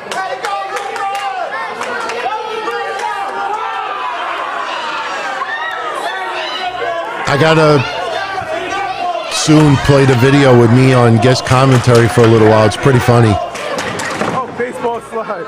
I'm surprised. Are you surprised that Jason Static and Joe So Delicious aren't out here? I am surprised. Well, I guess Jason Static does have a big match.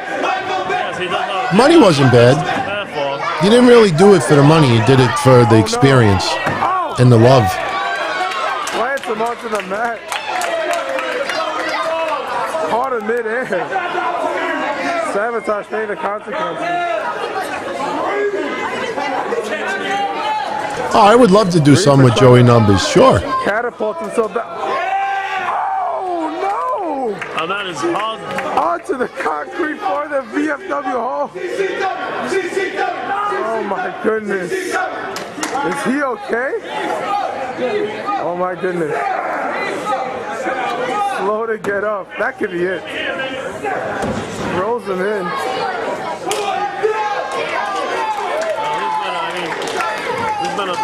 It's about a minute left. He needs his face. Oh, nice. Nice leg drop. There's a girl. 1, 2. Wow.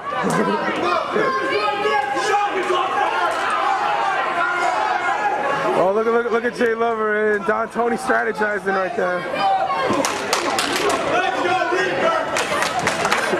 Jay Static just like threw sabotage through the walls, so to speak. Oh, he knocked off the beanie. He knocked off the do-rag. Oh, he's going for a ride. Into a crucifix. Oh, it's a spike DDT. Reaper going up top. Arm splash. 1, 2, 3, it's over. Reaper wins. And the winner of the match, You see how I got in the ring with the rope? You had to do that, learn that, otherwise you trip. You'd be surprised. Trying to work his way back up the ladder to be the #1 contender for Jay Static's BPW Championship. I still think Static and Joe should have been out here helping their partner. They just threw him to the wolves. All right. There you go. So are we ready to do this contest? Very easy, very easy. I am going to show you a picture of the person.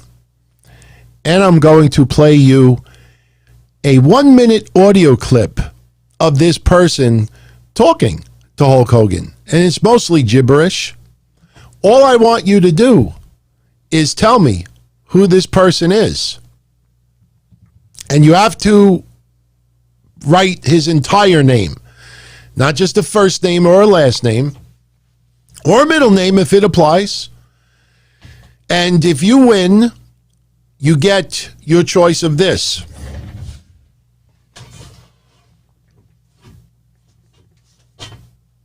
Spin the wheel twice. Trying to keep the lights out of it. There you go. I'll spin the wheel twice, and whatever the prize lands on the 2 times, you win that. So if you land on 50 and then land on 20, you get $70. You could have 2 spins of that, or inside here, there are 100 balls labeled 1 to 100. If you want, instead, I could roll this and pull 2 balls out random and add those 2 numbers together, and what that adds up to, that's your prize. Or, if you want, you can get 1 spin and 1 ball. So to summarize, you get either 2 spins or 2 balls or 1 spin and 1 ball. Very easy. We'll keep this over here for now. I wish you good luck. Get ready. I hope this answer is in 30 seconds, not even. So, I want you to tell me. And if people don't get it right away, then I will play to you 1 minute of gibberish. Are you ready? Tell me who this person is sitting next to Hulk Hogan. Who is that sitting next to Hulk Hogan? Should be very easy. Tell me who is that. If you still can't figure it out, maybe this will refresh your memory. Yo. We got it. This guy has no clue what's going on with this guy. We got it. I figured it would be pretty quick. Come on. I wanted to make it easy today. So VJ gets it. Yes, it is Chuck Zito. Come on, I made it very easy this time around. Some people say Sylvester's, hey, yo. That's supposed to be Rocky's license plate behind me. Southpaw? Hey, yo, Apollo. Hey. Chuck Zito was definitely a badass mother. Seriously. So VJ gets it. Now, as far as the cash, you could have your choice of PayPal, or you could have your choice of an Amazon e-gift card, the digital gift card, or I could send you a money order. That's your choice. So, VJ, now the decision is, we could take Chuck off the screen. Do you want 2 spins, or do you want 2 balls, or do you want 1 spin and 1 ball? I'll leave it up to you. See, when I do these really fast ones, you got to get in there quickly. Maybe next time we'll pick 2 winners and we'll let them have 1 each. So let's see. What does VJ decide? Now, VJ, if you don't want the prize, you could bypass it and I'll keep it for myself. VJ already has a pair of balls, so he wants the spins. So you know what? Just out of curiosity, you could actually see it on the video. I am going to open this up, and I'm going to pull out 2 balls, and let's see what you would have won. Wow. That says $96. Oh, a pair of my balls just fell, and $11. So you would have gotten 96 and 11. There you go. So that would have been 107. I will pick up my balls later. All right. So I'm going to spin the wheel twice. Now, as you see, if it lands on something with a spin, you get an extra spin on top of it. You got the $10 with the spin. You got a $5 with the spin. I got new markers, by the way. I only changed the white ones, but it'll look a lot better next time around. So let's see what he gets. Good luck. He gets 2 spins, maybe more. So wherever it lands on.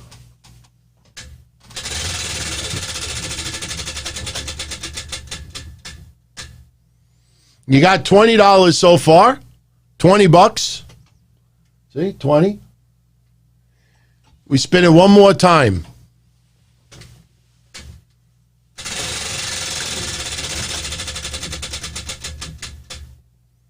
You got another $20.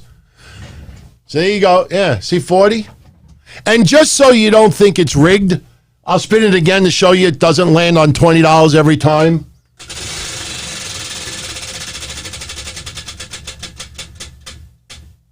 See, that would have been a 50. So $40, my friend. $40. So definitely email me. DonTony@DonTony.com. I know your contact already, but let me know if you want an e-gift card, PayPal, or money order. So, yeah, we'll do it again next week. So, anyway, we'll start wrapping this up.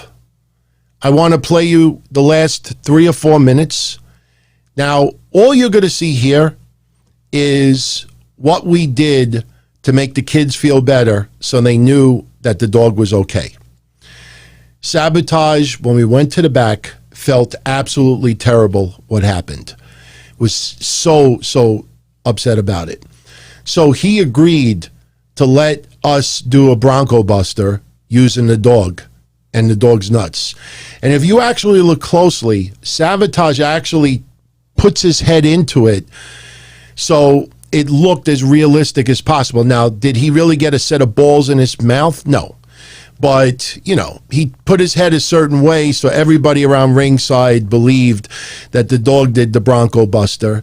It was just a lighthearted moment so everybody would go home happy. And then at the very end, oh, by the way, Danny, I never got any Facebook message, and I realized that the Facebook page I have for the shows doesn't accept messages.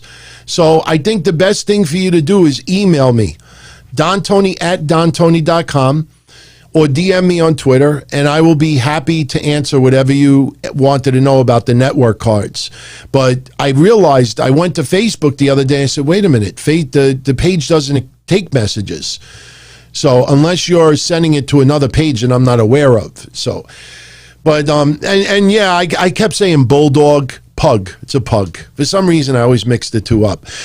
But at the very end, I boosted the brightness a little bit so you could see a little bit outside because they didn't have any lighting outside. But at the very end, and again, this is only a 4-minute clip. You'll see 2 minutes of the dog, and then you're going to see 2 minutes of us just hanging out outside. Number one, you will get to see the first time ever that stereo system that I had, that I always talked about in my white Lincoln. You'll see the white Lincoln, you'll see the stereo system. But most importantly, you're going to see us just hanging out. And this last 2 minutes of us hanging out outside is what I miss about doing the wrestling more than anything else. It's awesome managing. It's awesome taking bumps. It's awesome doing moves. It's awesome having matches. It's awesome, you know, being around people, fans, friends, ringside. But that 2 minutes of hanging out outside, just enjoying some tunes, you'll see what I'm talking about. And yes, my stereo had a screen, a TV screen in the trunk. Enjoy. Like I said, it's only 4 minutes long, but this is enjoyable.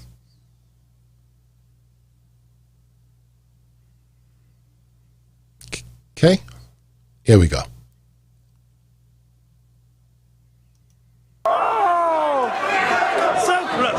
he got him. Oh, he's got him locked up. Oh, he got him in a cross-face assault. For a submission move. A submission move. He got arrested bad. Oh my God, let me tap. So delicious. And Sabotage wanted to tap. He's so close to the ropes. So close. Inches away. He's got it. Oh, he's tapping. Oh. Oh, he passed out in pain. Here is your winner by submission and still the BPW champion, Jay Static. Oh, wow. But he's still the winner. He still defends his BPW championship. All right, watch. Unbelievable. Wow. A successful title defense by Jay Static. Impressive. Quite impressive. Defeating the big man Mac Daddy Flex. Now here they come.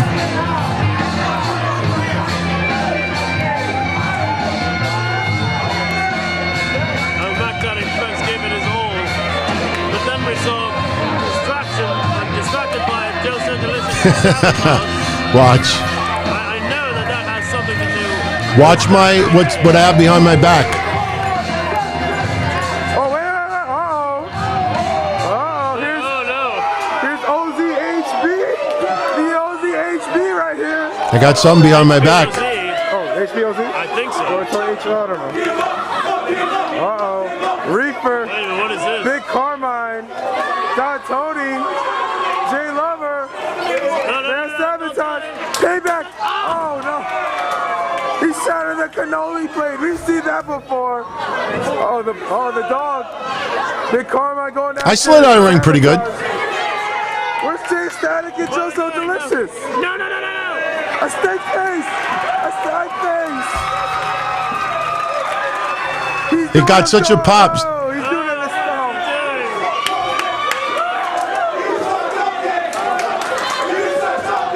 Oh my goodness. That was pretty dirty. Look at Carmine. Carmine looks happy. He looks happy. Oh my goodness. Payback's up. Female dog. A female dog. Payback is a female dog. But I think Carmine was a male dog. Oh man. Sabotage found that out first time. Oh my God. He does too.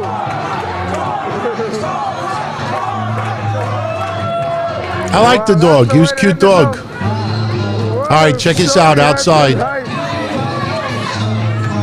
The Furious Fallout. Victory Pro Wrestling. What a night of action. This was awesome. Watch. And I'm And for Eduardo. And for Jerry Fitzwater. There you and go. all the other guys in the back. What a great night of action. Thank you. Good night. January 19th. Don Tony. Look, could you get a shot of this car? Look at that. I'm out of here. It's freezing cold, but look at this car. Don Tony's car. Skip all the singing, let's get ready. That's how the eye-towels roll, you know what I'm saying? Thoughts on today. Sick of seeing you. That's the thought.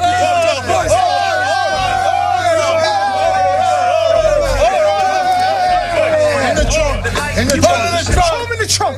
Show me the trunk. That's a wrap. Get out of here. Carmine taking over. We got the eye towels with us. It's over. We don't care about no freaking juice heads that are running rampant. We're coming for the goal. We got the back champion of the world. Next champ. Yeah. The greatest manager in the news out there. There he is, right there. Anything else before you go? Fucking Bush too? Get out of here. Get your ass out of here. Man, that brings back memories, seriously. It's awesome, man. I miss those times. That's why, like I say, you know, you look back on it, and how long are we playing this footage now? 2 months? About 2 months? You know, I realized I was doing this for 5 to 6 years. So we got tons of footage to still share. We just hit the surface. We just broke the surface.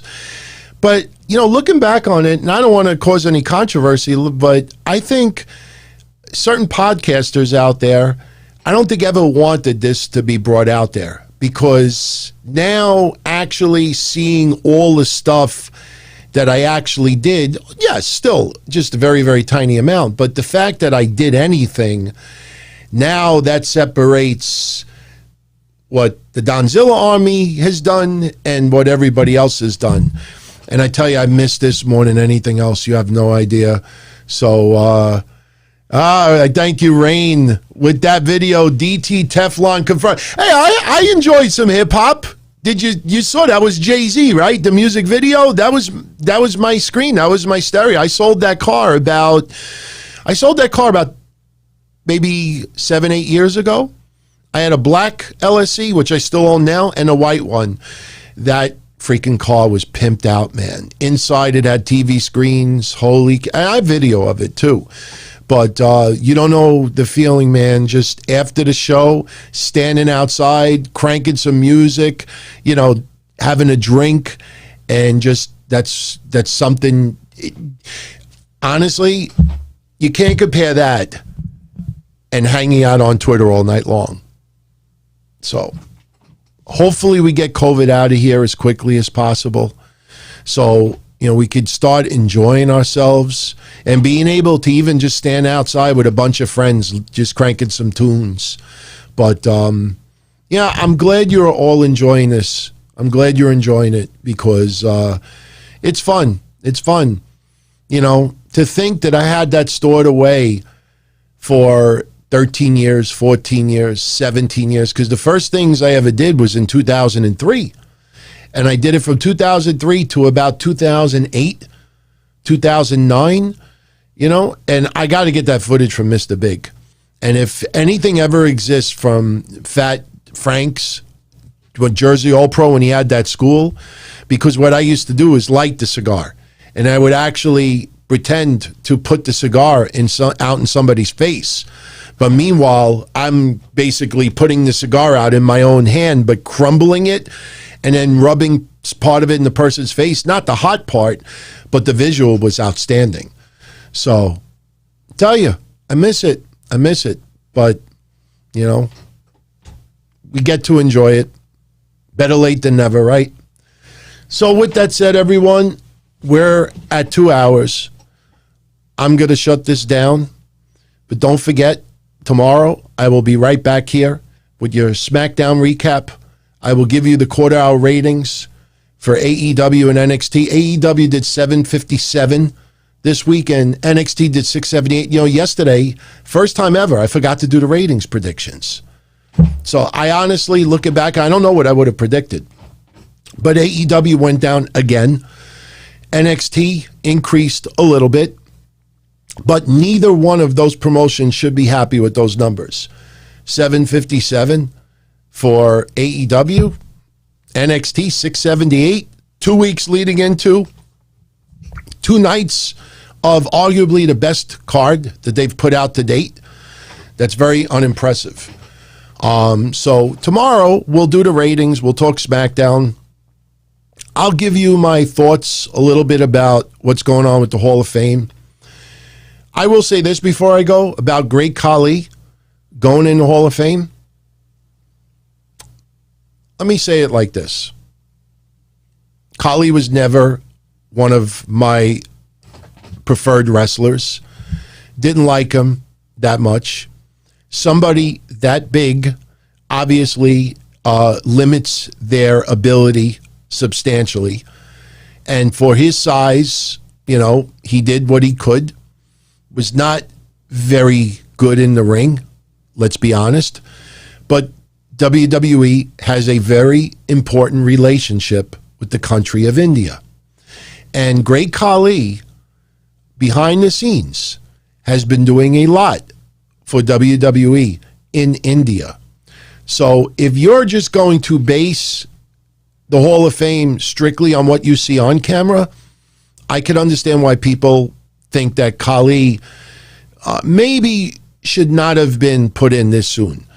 But honestly, I'm not going to lose sleep over it. You know, he is, you know, a character, a larger-than-life character, has done a lot for the WWE behind the scenes. And believe it or not, there are quite a few wrestling fans, especially overseas, that like the fact that Khali is being put in. So, you know, would I put it on the level of some people that I've been against in the past? I don't know. But, you know, yes, Austin Nance, you nailed it. Great Khali is a great ambassador for the WWE. And I personally think that any Hall of Fame, baseball, football, wrestling, whatever it is, entertainment, music, I think it's not just the performance outside the ring. I think it's also what you do, performance inside the ring. I think it's what you do behind the scenes as well. Yes, Khali, very early on, a little bit of controversy, you know, very early in his career. We don't need to go there.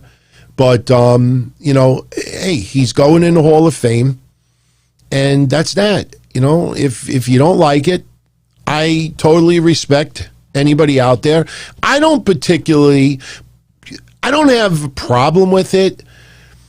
He just wouldn't have been on my list of like the next 50 going in.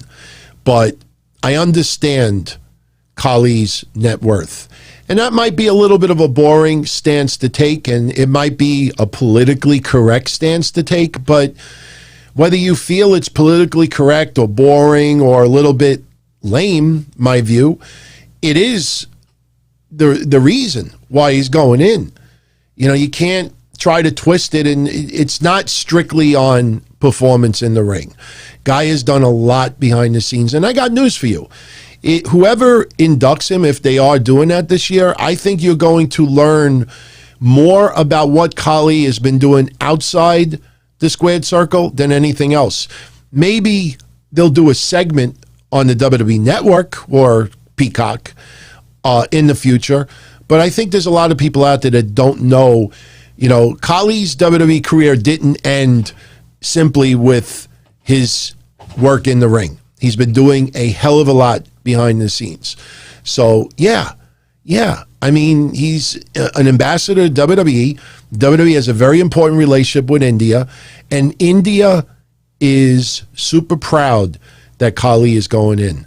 You know, India's treatment of Khali, I wouldn't put on the levels of Hulk Hogan, you know, back in the day. But Khali is really, really respected and loved in the country of India. It's a big deal for them. Put it this way. I know a lot of you, almost all of you, have heard how important for the Latin community to see Bad Bunny doing what he's doing and enjoying it so much that you have people that are watching wrestling that aren't even wrestling fans. Bad Bunny's work in WWE, if you've come across that, it's similar to how India feels about Great Khali, maybe even stronger. So, yeah, so he's going in. You know, again, you know, I say this without trying to spark controversy, but for the people out there that think the WWE Hall of Fame is a joke, then you really should have nothing to say about Khali going in. You already think it sucks. You already think it's a joke. You already think that it's ridiculous. So putting Khali in should just, you know, put an exclamation point on how you feel. It's even more of a reason not to talk about it, right? But yet, those people will talk about it more than anybody else. You just think how much that sucks. You got people out there that will talk more about something negative than something positive. You know, instead of bringing up the things that they do like, they rather spend most of their time bringing up the things they don't like. And that's why I stay away from it as much as possible. So, but anyway, I'm going to jet out of here. We'll pick up that conversation tomorrow in the comment section. Comment on anything you'd like to talk about as far as what you saw in tonight's show. And I will definitely respond. Don't forget, for my friends, the family members here, I will do the second half of the members only Q&A Saturday afternoon between 1 and 2 p.m. Eastern if you want to call in. And tomorrow night, Friday night, 10:05 p.m. Eastern, I'll be right back here. SmackDown recap, AEW NXT quarter-hour ratings, and a few other tidbits. So, much love, everybody. And before you go, as I always say, if you enjoyed the show, smash that like button. Smash that like button. And I will catch you all Friday night after SmackDown. So be well, everybody. Take care. Much love. And I am outie.